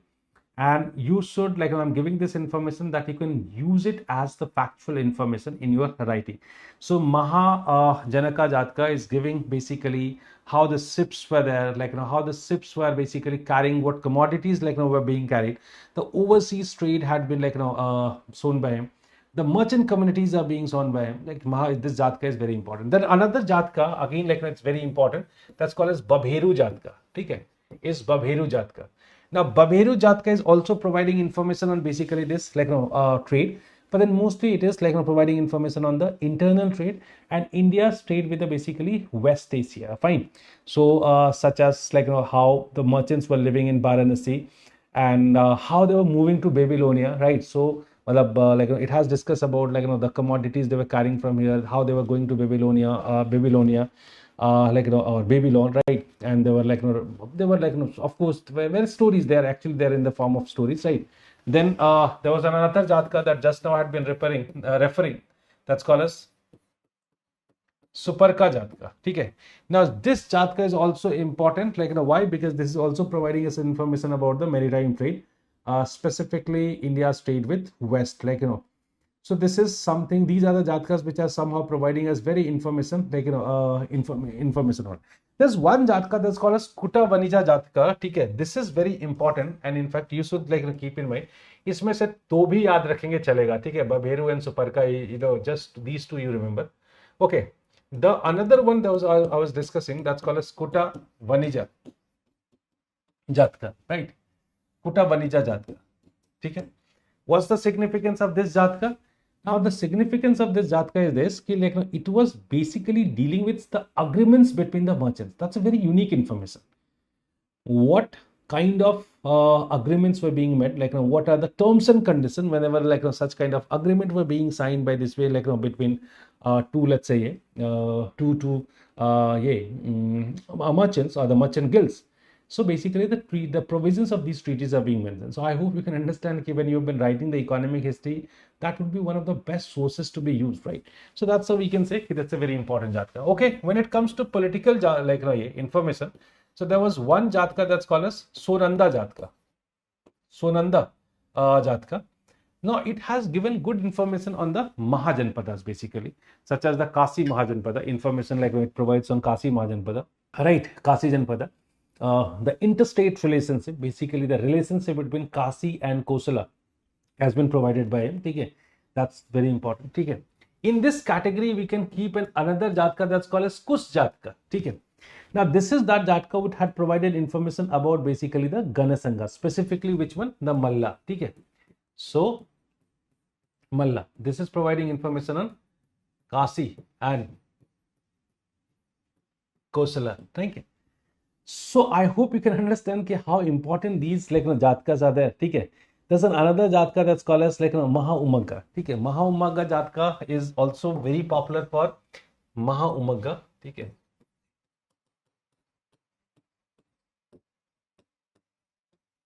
Maha Umagga. Now this is known for providing information about the cities, markets, and most importantly, the the various routes such as Uttarapad, Dakshinapat. We find the references of these routes, and that's how now we are not having any confusion that whether these routes were there in use or not. So yeah, that's very important information they do provide on urbanization, trade routes, the merchant communities, and so on.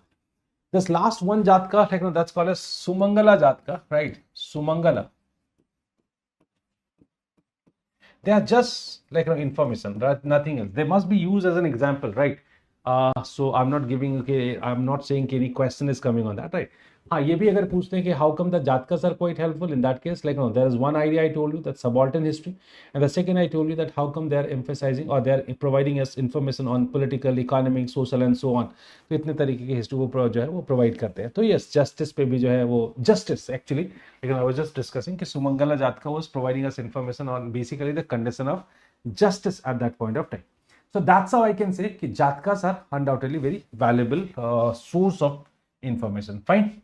So yes, political history. I have given you several examples for this.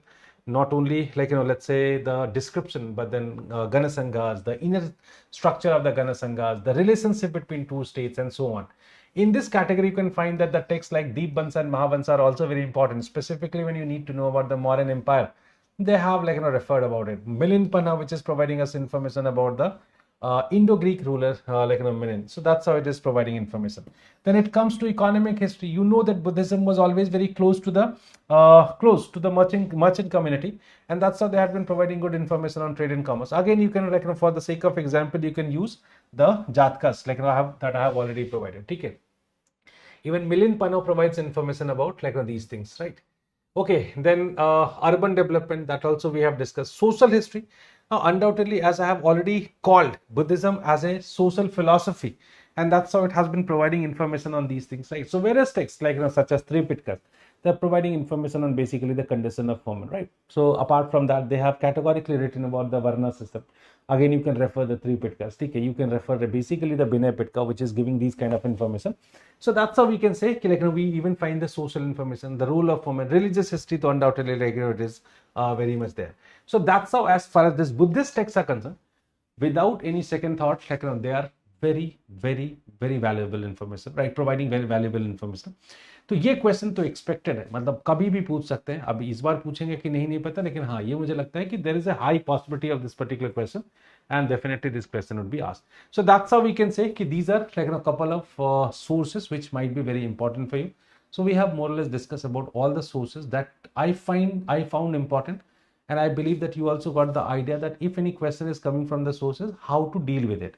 Yeah, I was just saying if you really need to write the conclusion, right? If you really need to write the conclusion of the on Buddhist sources, in that case also you'll be concluding it in the same way, right? You would be concluding in same way, that by juxtaposing it with the other sources. It does not mean that if you have been trying to emphasize on Buddhist sources, in that case you can ignore the Buddhist sources. You cannot ignore the Buddhist sources, right? That's also very important to be understood, right? So that's why I can say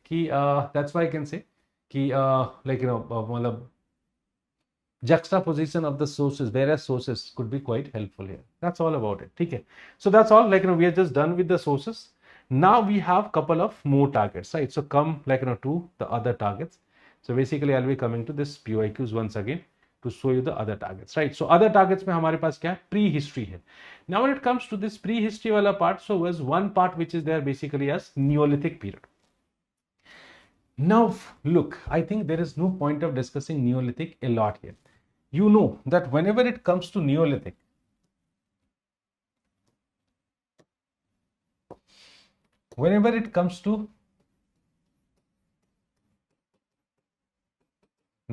period, now number of question is very less,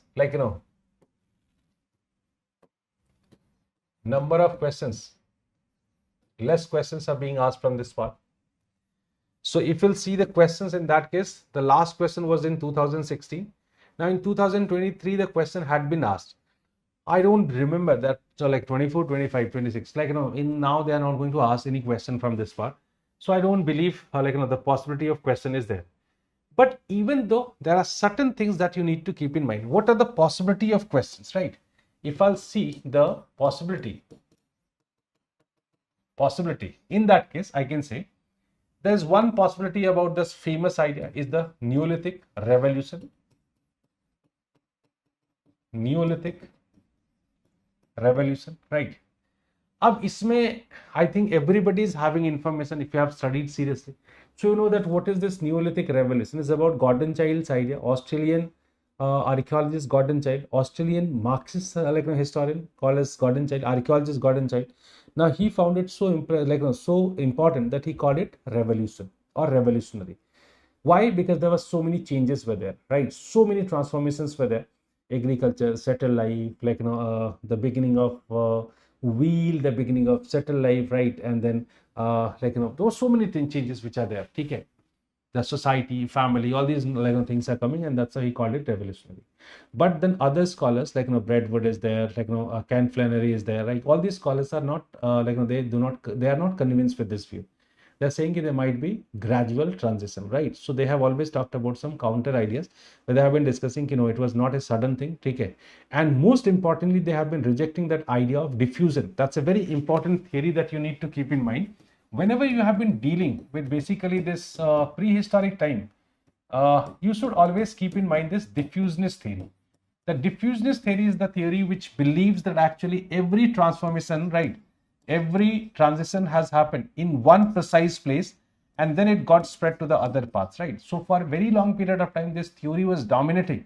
And that's how, whenever it comes to prehistory or for that matter, proto-history also, it had been also always believed as the replica of the European changes and the transformation.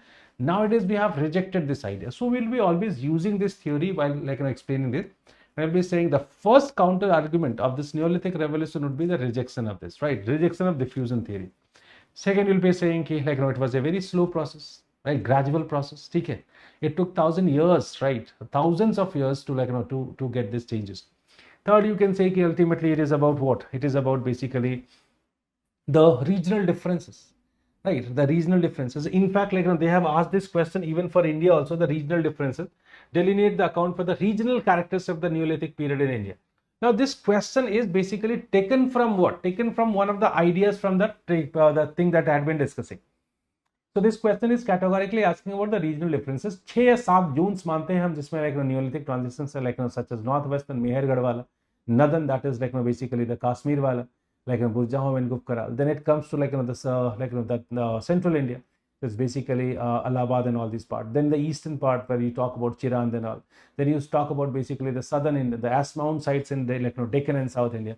And then in the northeastern Wala part, when this Daujali Harding is there, right? So basically there are several zones where the Neolithic transition was taking place, and trust me, every zone was very much different. Every zone was having a very different kind of transition. Some in terms of time, in terms of the characteristics, they were very much different, right? So since they had certain common characteristics, that's why we have been keeping them in Neolithic. But at the same time, they had differences. It means that they were not the copy of each other.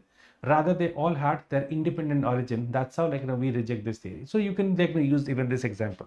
मेरे हिसाब से यही possibility है Neolithic से, और मुझे लगता भी नहीं इस बार क्वेश्चन आएगा. फिर भी जो दो मेजर आइडियाज है, और it is available in most of the notes, books and everything, and that's how I'm not getting into that, right? So I'll just leave it here. Okay, fine. So after the Neolithic period, we have to discuss about what? Chalcolithic. Last year, there was a question from Chalcolithic. So that's how I don't believe that anymore the possibility is there of a question from Chalcolithic itself, right?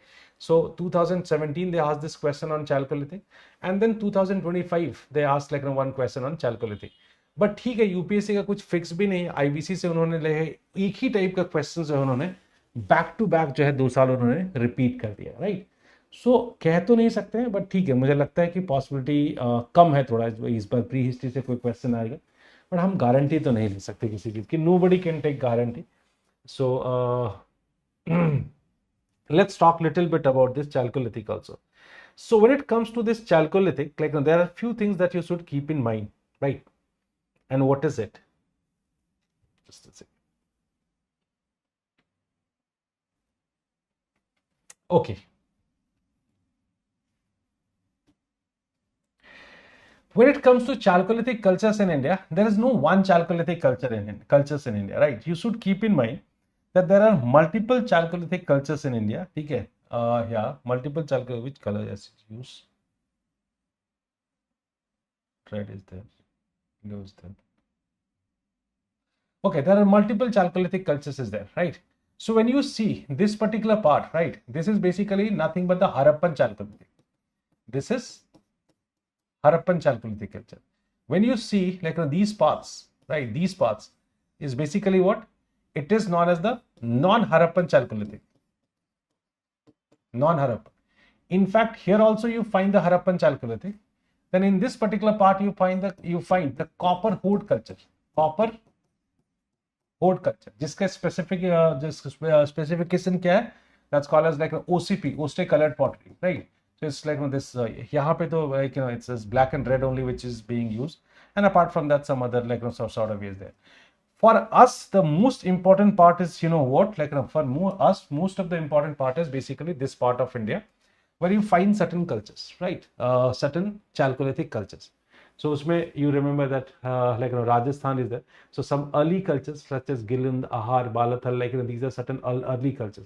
Ekdam purani cultures hai, theek hai? They were very old cultures basically. Sometimes they go even parallel to Indus Valley civilization. And that brings in another concept about the relationship between the Harappan and the Chalcolithic people. ये बड़ा controversial issue है जिसके बारे में अभी तक UPSC ने एक बार भी क्वेश्चन नहीं पूछा है. मैं इतना एम्फेसाइज इसलिए नहीं कर रहा हूँ क्योंकि लास्ट टाइम क्वेश्चन आ चुका था, इसलिए इस बार आएगा या नहीं आएगा, I have no idea. But ये एक पॉसिबिलिटी है क्वेश्चन की जो अभी तक नहीं पूछा है. याद है they have asked one question on Vedic Harappan relationship. In the similar fashion, they may ask a question on the Chalcolithic or let's say relationship between the Chalcolithic cultures in Rajasthan and the Harappan cultures. Okay. And in fact, surprisingly, these people were taking they were taking their copper from here only. Okay. They are receiving their copper from here. So if they are receiving their copper from these sources only, in that case, how come it is possible that these people were not very much influenced by the Harappan people?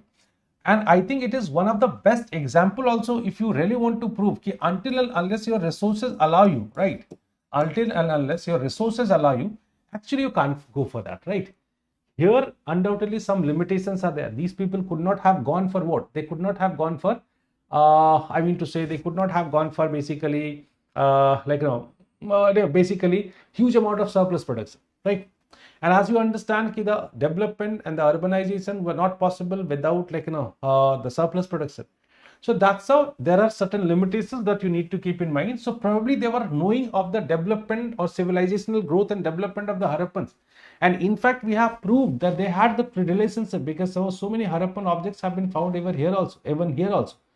Yet they could not improve, or they could not get them to that level. The reason is very simple, like what I have already conveyed to you. Fine.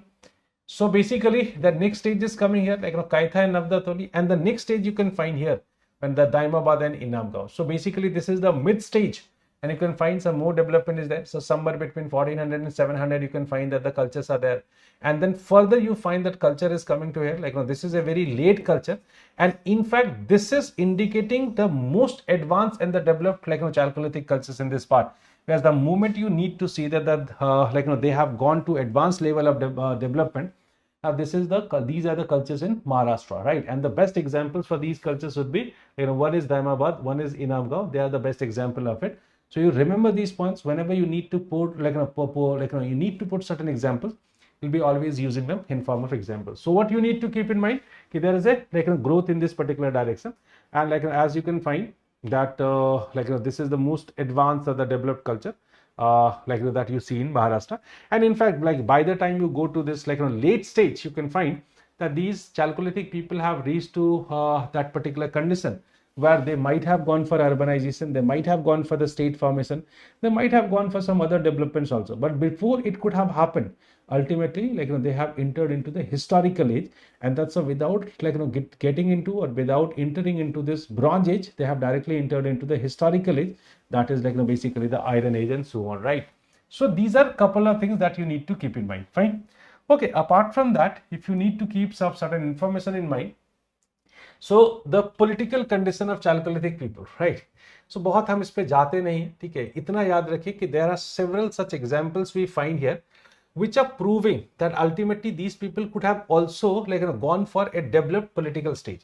So on the basis of that, we can actually discuss how they were in a phase of transition, that initially a tribal society is there, tribal egalitarian society is there. From there they get into the chiefdom society, and by the late stage they have reached to that condition where they could have gone for what they could have gone for basically the proper state formation. But then before it could have happened, as I told you, that they ultimately entered into the historical age. There are several scholars, they have been arguing this, such as H.D. Sakalia. I hope you might have referred his name or read his name. Now, he says that actually there was no possibility of these people might have formed any state. ठीक है, वो कहते हैं कि इसकी possibility नहीं है, and this he says on the basis of the simple settlements. Though it has been rejected by Dhavlikar, most important scholar. Somewhere his name must be there, M.K. Dhavlikar. Now when it comes to this particular person, M.K. Dhavlikar, दो scholar आप याद रखिएगा अगर आप कोई भी answer लिख रहे हैं, तीन इनफैक्ट आई विल से, है तो बहुत सारे यार. M.K. Dhavlikar, Basant Sinde, most important one, Basant Sinde, and the third I can say कि you can remember D.K. Chakravarti, this scholar is also very important. So ये जो D.K. Chakravarti, ये तीन scholars हैं जिसको आप refer कर सकते हैं. So M.K. Dhavlikar बोलते हैं कि मैंने कहा ना, by the time you reach to Inamgaon and Daimabad, you find that the settlements were becoming more complex. Social ranking is clearly evident over there, right? That's the most important thing, social ranking or the hierarchy. And I hope you must be understanding the significance of the social hierarchy. Whenever the social hierarchy is there, right, that is categorically indicating towards a complex society. Whenever the society becomes complex, you should remember that there is a possibility of the state formation over there, or some sort of political structure definitely is going to come over there. That is how we we ultimately see it. Basant Sinde has also argued about the complex socio-political structure. Basant Sinde, who has worked in multiple eras, IBC also, but then his major works are there on the Chalcolithic culture, since he is he was a professor and in fact he was the VC also of Deccan College of Pune. तो जाहिर सी बात है कि उनके आसपास का area है, तो काफी वक्त दिया उन्होंने. तो he has also argued that there was a very complex socio-political structure available over there. This is the reason because of there was a possibility of state over there. Fine. So we can say कि from the various evidences such as Malwa is there, Malwa is there and like Daimabad is there, Inamgaon is there, जहाँ से हमें एक complexity की जो है वो हमें वो मिले हैं. So basically apart from the basically we can say that complexity in the settlement, the complexity in the society is like two important things. It's like somewhere we find the somewhere we find the examples of fortifications also. Again, Inam Gaon is there. Some early societies also had the had basically the signs for the fortifications, right? Sometimes we find the public architectures are also there, specifically when it comes to Gillen, right? Though it is an early culture, but then some signs of public monuments are there, such as storage. Bigger storage are being formed. In fact, we do get evidences for the agricultural surplus also. Inam Gaon, Daimabad, Gilund, Balathal. I told you that public architecture में जो वो है क्या कह सकते हैं उसको हम, जो स्टोरेज है, ठीक है, मतलब of course the greeneries that could be noted. So these are and of course we can't miss one another important thing that's called as craft specialization. So since the craft specialization was also being followed by these people, and all these somehow probably evidences are categorically proving that the Chalcolithic people were also tending towards formation of state. But then, as I told you, that probably immediately before that something has happened because of what this culture got transformed. ये सवाल भी पूछा एक बार Chalcolithic से उन लोगों ने. I think that question must be there. It's about the transition, right? So you should know that from from let's say pre, they have directly entered into what? They have directly entered into the historical age, and that's how the second phase is the second stage is not coming. In fact, I must say that these people were very deeply involved in trade and commerce also. And how do we say so? Because the non-local materials are available in bigger quantity or large quantity. So such as we find the copper, which is available in Rajasthan.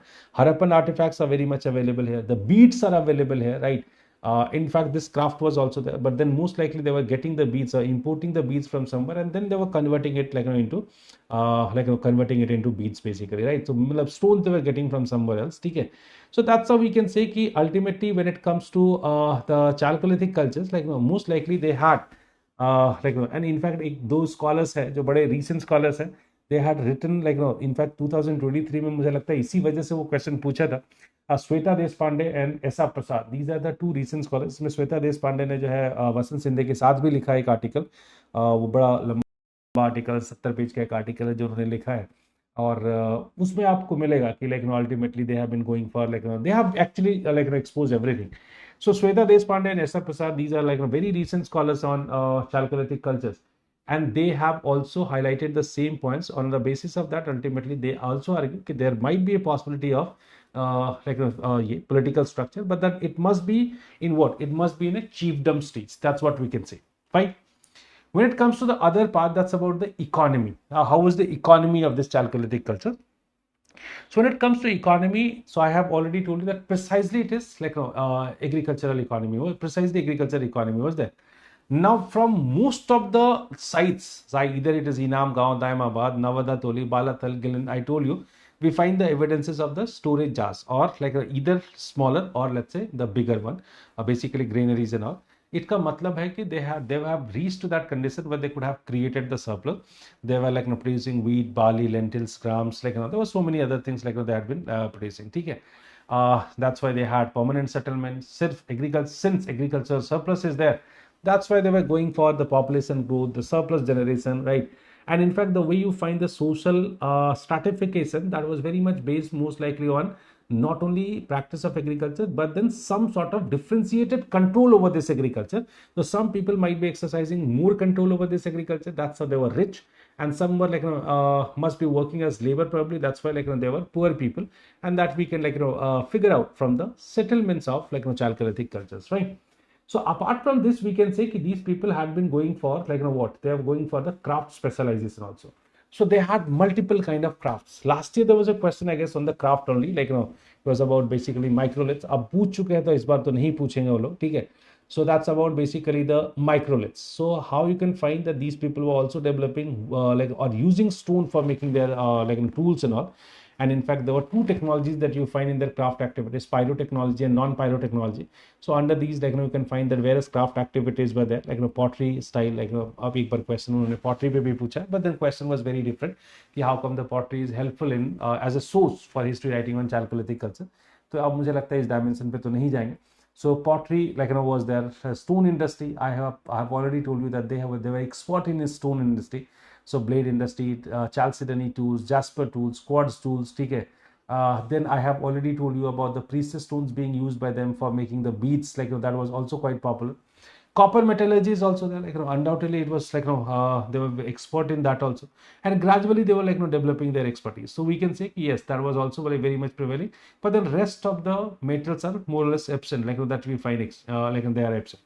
When it comes to trade and exchange network, right? So as I have already told you that internal and external both trade network was quite what to say, active among them, quite active among them. As in, like, we can say Rajasthan, Malwa, Maharashtra, Gujarat, they were well interconnected, right? Copper was being transferred from one place to another place, right? The beads, precious stones, which were mostly found in Gujarat region, like, again got spread to the other areas, okay? So semi-precious stones. Then the potteries which were being constructed, like, at one place, they were even carried to the other places also, right? So basically, you can find the spread of the potteries, like, various types, right, in different parts. So that's how we can say that they were having a good internal trade network without any doubt.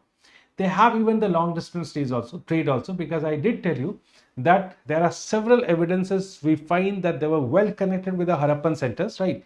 And in fact, most of the historians, like, argue that they were having good connections with the Harappan people, because as I told you that so many Harappan artifacts, specifically the figurines and all, they were very much found in Chalcolithic cultures.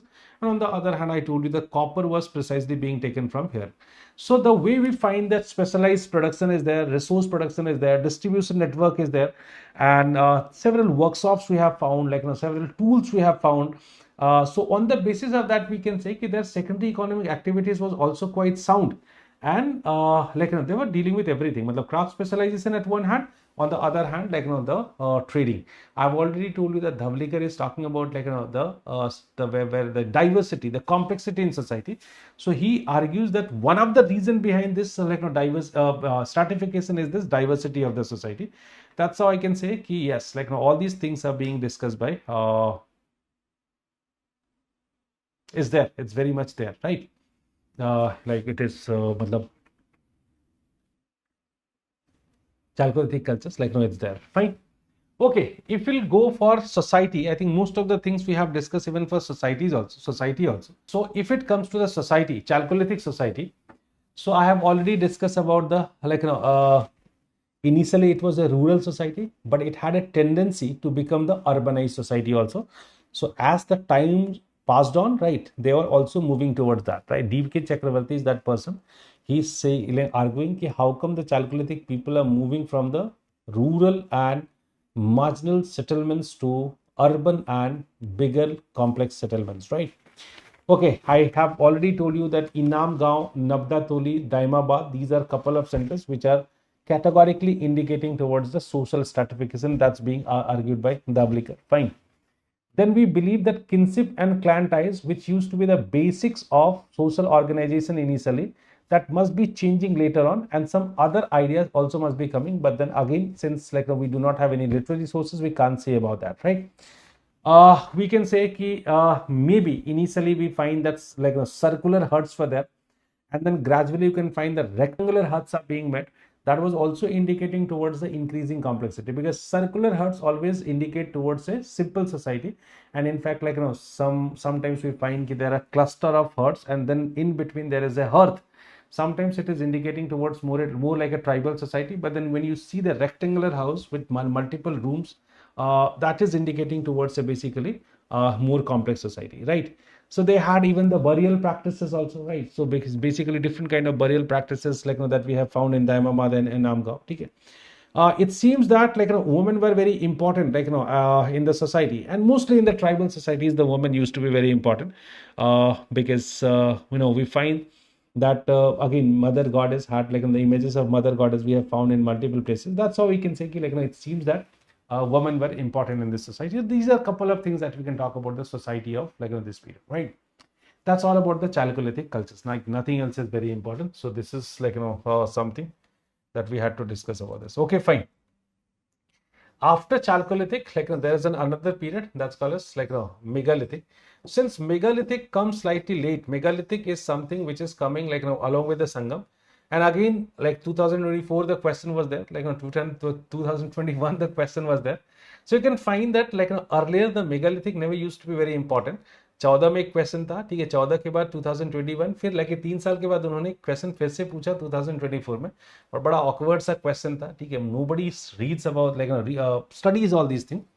But हाँ, मैं एक चीज कहूंगा कि जो है हम फिर भी थोड़ा बहुत संगम की इसकी करेंगे, but then that will be included by me along with the Sangam age, ठीक है, संगम के साथ ज्यादा परफेक्ट होगा, क्योंकि the idea what I want to highlight basically that is somehow getting more fit with the Sangam age. So that's why I'll discuss about the megalithic along with the Sangam. The megalithic abhi chhod dete hain. That's all about today's session. But no, actually we have to see couple of questions also. Let's try to solve certain questions also, right? Ye document I'll provide to you, ठीक है? And in fact, couple of information what I actually didn't discuss in the class. You can find it in the document, right? So that document I'll provide. Fine. Okay, let's one question. See one question. Okay, that is what? Examine the role of copper technology in transforming the economic life of the Chalcolithic communities, right? Was it truly a copper age? That's the question. So what are the keywords of this question, right? So examine the copper technology in transformation, but the most important thing that how come this copper technology is working for the transformation of the economic life of the Chalcolithic communities. And then it comes to, can it be literally called as a copper age? Okay. So of course, you should understand that whenever you talk about any copper Chalcolithic cultures, so we have to basically talk about, or we have to hunt, that was copper having this much potential that it could have transformed the life of these Chalcolithic people? That's the first idea of it. And then if it is not correct, in that case, can we call it copper age, or it is better to call it stone age or max to max Chalcolithic age? That's the idea of the question. Fine. So first of all, you need to discuss about what, since it is about copper technology, so the answer should start from here. अब इसके हम बहुत सारे types में वो लिख सकते हैं, इसके हम इंट्रोडक्शन लिख सकते हैं, such as it is one introduction which is a generic one, chronological plus factual. I always used to say one thing कि whenever you are not getting any idea for writing the introduction, मतलब एकदम से strike नहीं कर रहा है, अगर आपको लगता है if it is consuming more time, in that case without wasting your time, you should go for this method. The chronological information along with certain facts such as the Chalcolithic cultures of India 3000 to 1000 BC represents the traditions such as Ahar, Banas, Malwa and Jove witness the introduction of copper technology alongside stone tools. This technology innovation brought important economic changes, through its overall impact remains debated.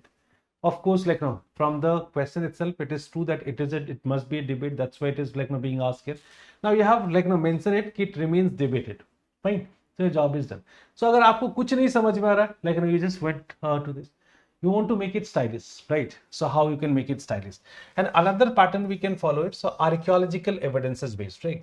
The excavation at the sites such as Inamgaon, Ahar, Daimabad have yielded the copper axes, ornaments and tools, indicating the growing importance of the metallurgy in Chalcolithic society. However, the continued predominance of the microliths raises question about whether this was truly a copper age or not. So if you really want to play with the words, okay, if you really want to take it to the next level, in that case you can start it in this way also, right? There might be another type where we can start it with some historiography, okay, such as described by H.D. Sakalia as a stone copper face, okay. So you can start in this way also. If you know that, okay, this scholar has given this kind of statement, in that case you can start in this way also. So the Chalcolithic period marked the spread of copper technology across Central India, Rajasthan and Deccan, and its continuation to the economic transformation was significant, but far from revolutionary, right? So you can frame the introduction of any type. अगर थोड़ा आपके दिमाग में कुछ idea strike कर गया, of course you can go from A reverse manner, you can historiography base से शुरू कर सकते हैं, वो नहीं समझ में आए सोर्सेज बेस शुरू कर सकते हैं, that is again safer.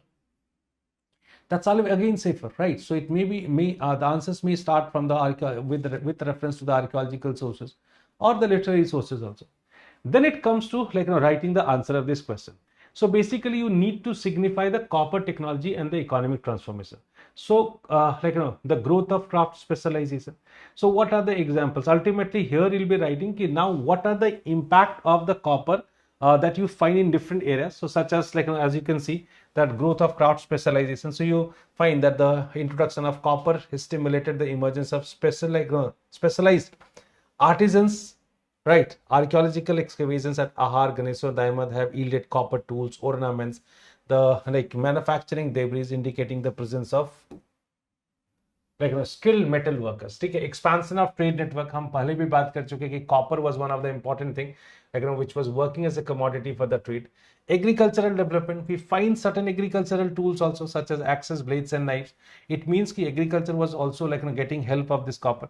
Then social differentiation and control of the resources. Now as I told you that Dhavlikar has argued about this social differentiation. So until and unless you have certain things on the basis of what you can literally figure out this difference or the stratification, I think we can't argue that. So it means that copper was literally creating a difference. That's why it is there. Then diversification of the economic activities. So it is undoubtedly there. So undoubtedly or without any doubt we can say that copper was changing their economic style, economic pattern, without any doubt. But the point is that was it so much revolutionary? We can find that instead of using copper, or beside using copper, they were also using what? The stones.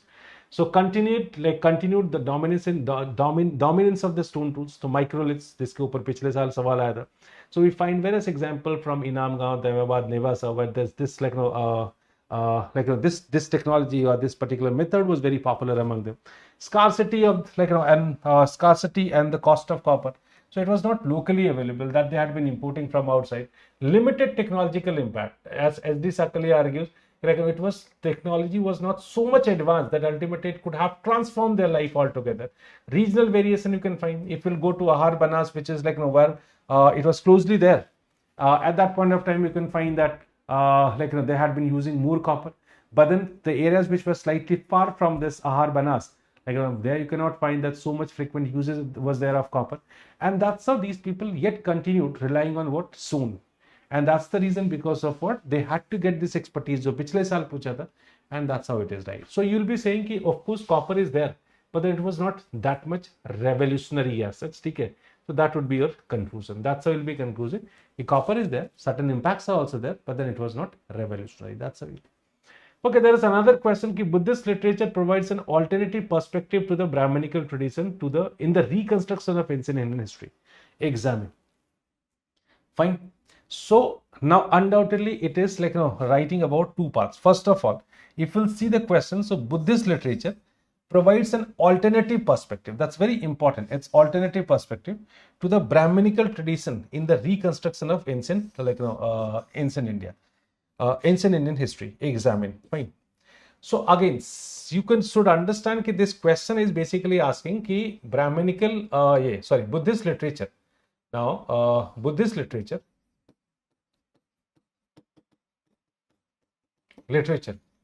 is providing an alternative perspective. Fine. But then since you need to examine, and that's the reason because of what you need to go for the counter dimension also. So first, when you need to prove it, let's see it one by one. I think that would be good for. Okay. So again, we can go for different types of introduction. Let's say एक factual type introduction हमने शुरू किया, ठीक है? Buddhist literature. So कौन सी literature है? It is not very impactful. पागिनाल से कि अगर आपको कुछ नहीं समझ में आ रहा है, go for it. ठीक है? कुछ नहीं समझ में आ रहा है, लगता है immediately कोई idea bounce ही नहीं कर रहा है दिमाग में. Simple, इतना calculate नहीं कर. In fact, मैं हमेशा कहता हूँ कि go for a structure which is like a funnel. ठीक है? Start with a broader dimension, and then come to the minor one. Minor one matlab which is exactly being asked in the question. इसको इतना complicate नहीं करता। अगर आपके दिमाग में कुछ आइडिया है, हिस्टोरिकल बेस शुरू कर सकते हैं। As Rumila Thapar observed, ancient Indian history cannot be reconstructed solely from the Brahminical literature. Buddhist texts provide an alternative social and ideological perspective, thereby enriching and balancing our understanding of the past. So you can start it in this way. Fine. एक तीसरा भी हो सकता है analytical, जैसे while Brahminical texts primarily reflect the concern of ritual specialists and ruling elites, Buddhist literature offer valuable information on urbanization, trade, social groups and the political development. So आप पहली line में आप क्लियर कर सकते हैं कि what is the basic difference between the two. तो इतना सोचना नहीं, whatsoever idea strikes in your mind at that point of time, just get into that, like start writing instead of wasting. तो ये सब तो आइडियाज क्लिक कर सकते हैं। मैंने बहुत सिंपल रखा है इसको, कि ऐसा नहीं कि I am not trying to make it very complicated that in the examination hall you are totally confuse. भाई लिखना क्या है, ठीक है, कोई भी आइडिया जो स्ट्राइक कर गया वो लिख। अभी क्या है, अभी बहुत सारे एग्जांपल्स हम दे सकते हैं कि सप्लीमेंट्री पॉलिटिकल हिस्ट्री, ठीक है, they have been providing so much information about like let's say supplementing political history such as Mahajanapadas के बारे में इंफॉर्मेशन दे रहा है। Now most of the like Brahminical sources are quite silent on that, right? So these are the information they have been providing. What else? ठीक है, understanding the urbanization and economy, the kind of information that we find from these sources, unfortunately we do not find it like ever from what? Ever from the Brahminical sources. They were very categorically providing information on merchant guilds, like and in fact, like they are full of the factual details also. Like they are providing some concrete information. That's the beauty of it. Information on social history. So undoubtedly, when it comes to social history, I think the best example we find that as far as this Varna, Jati, like and all these provisions are there, they have always tried to portray them as what, like the ideal kind of following of these like practices. They have always like emphasized on what the ideal following of these practices, with this which is not the reality, right? They are not ideally being followed. Please understand the point. वो क्या है? When you read Buddhist sources, you will find that actually the way it's being presented in the Brahminical sources, such as Varna, like it is appearing in the later Vedic period. But then, frankly speaking, Buddhist sources are categorically saying that in later Vedic period, it was not being followed in a very sincere way. Rather, it is the Mahajanpada period where you find the exact following, or the violation of the Varna system. That also we come across from what, from basically the Brahminical, Buddhist sources. So that's how it is providing an alternative picture of the society at that point of time. Fine. Alternative religious and intellectual tradition also. Now, ऐसा भी नहीं है कि everybody is performing what yajnas and sacrifices and all these kind of things. Now, these are gradually getting less important. That's what we find over there. So this is how we can say that there are several things several we find, and that's why we can say that ultimately it cannot be said that they are the they are not providing they are not providing basically they are providing the alternative view without any doubt. But yes, of course, like this cannot be applied everywhere. This cannot be applied everywhere. There are a couple of places where you can find that this system can be applied. But as I told you, that it cannot be provided everywhere. That's why limitation we should also keep in mind. That ultimately both are religious sources, and that's how in couple of areas you can find that ultimately they have their own biases. So sometimes their alternative perspective seems to be a reflection of their biases also. They desperately wanted to provide this alternative information. So while using them as a source of history, historians should keep in mind. That's how you can conclude it. Juxtaposition is again the best conclusion for it. Both the sources should be juxtaposed, so then only the midline can be found in order to write a more objective history. That's all. Okay, so thank you very much.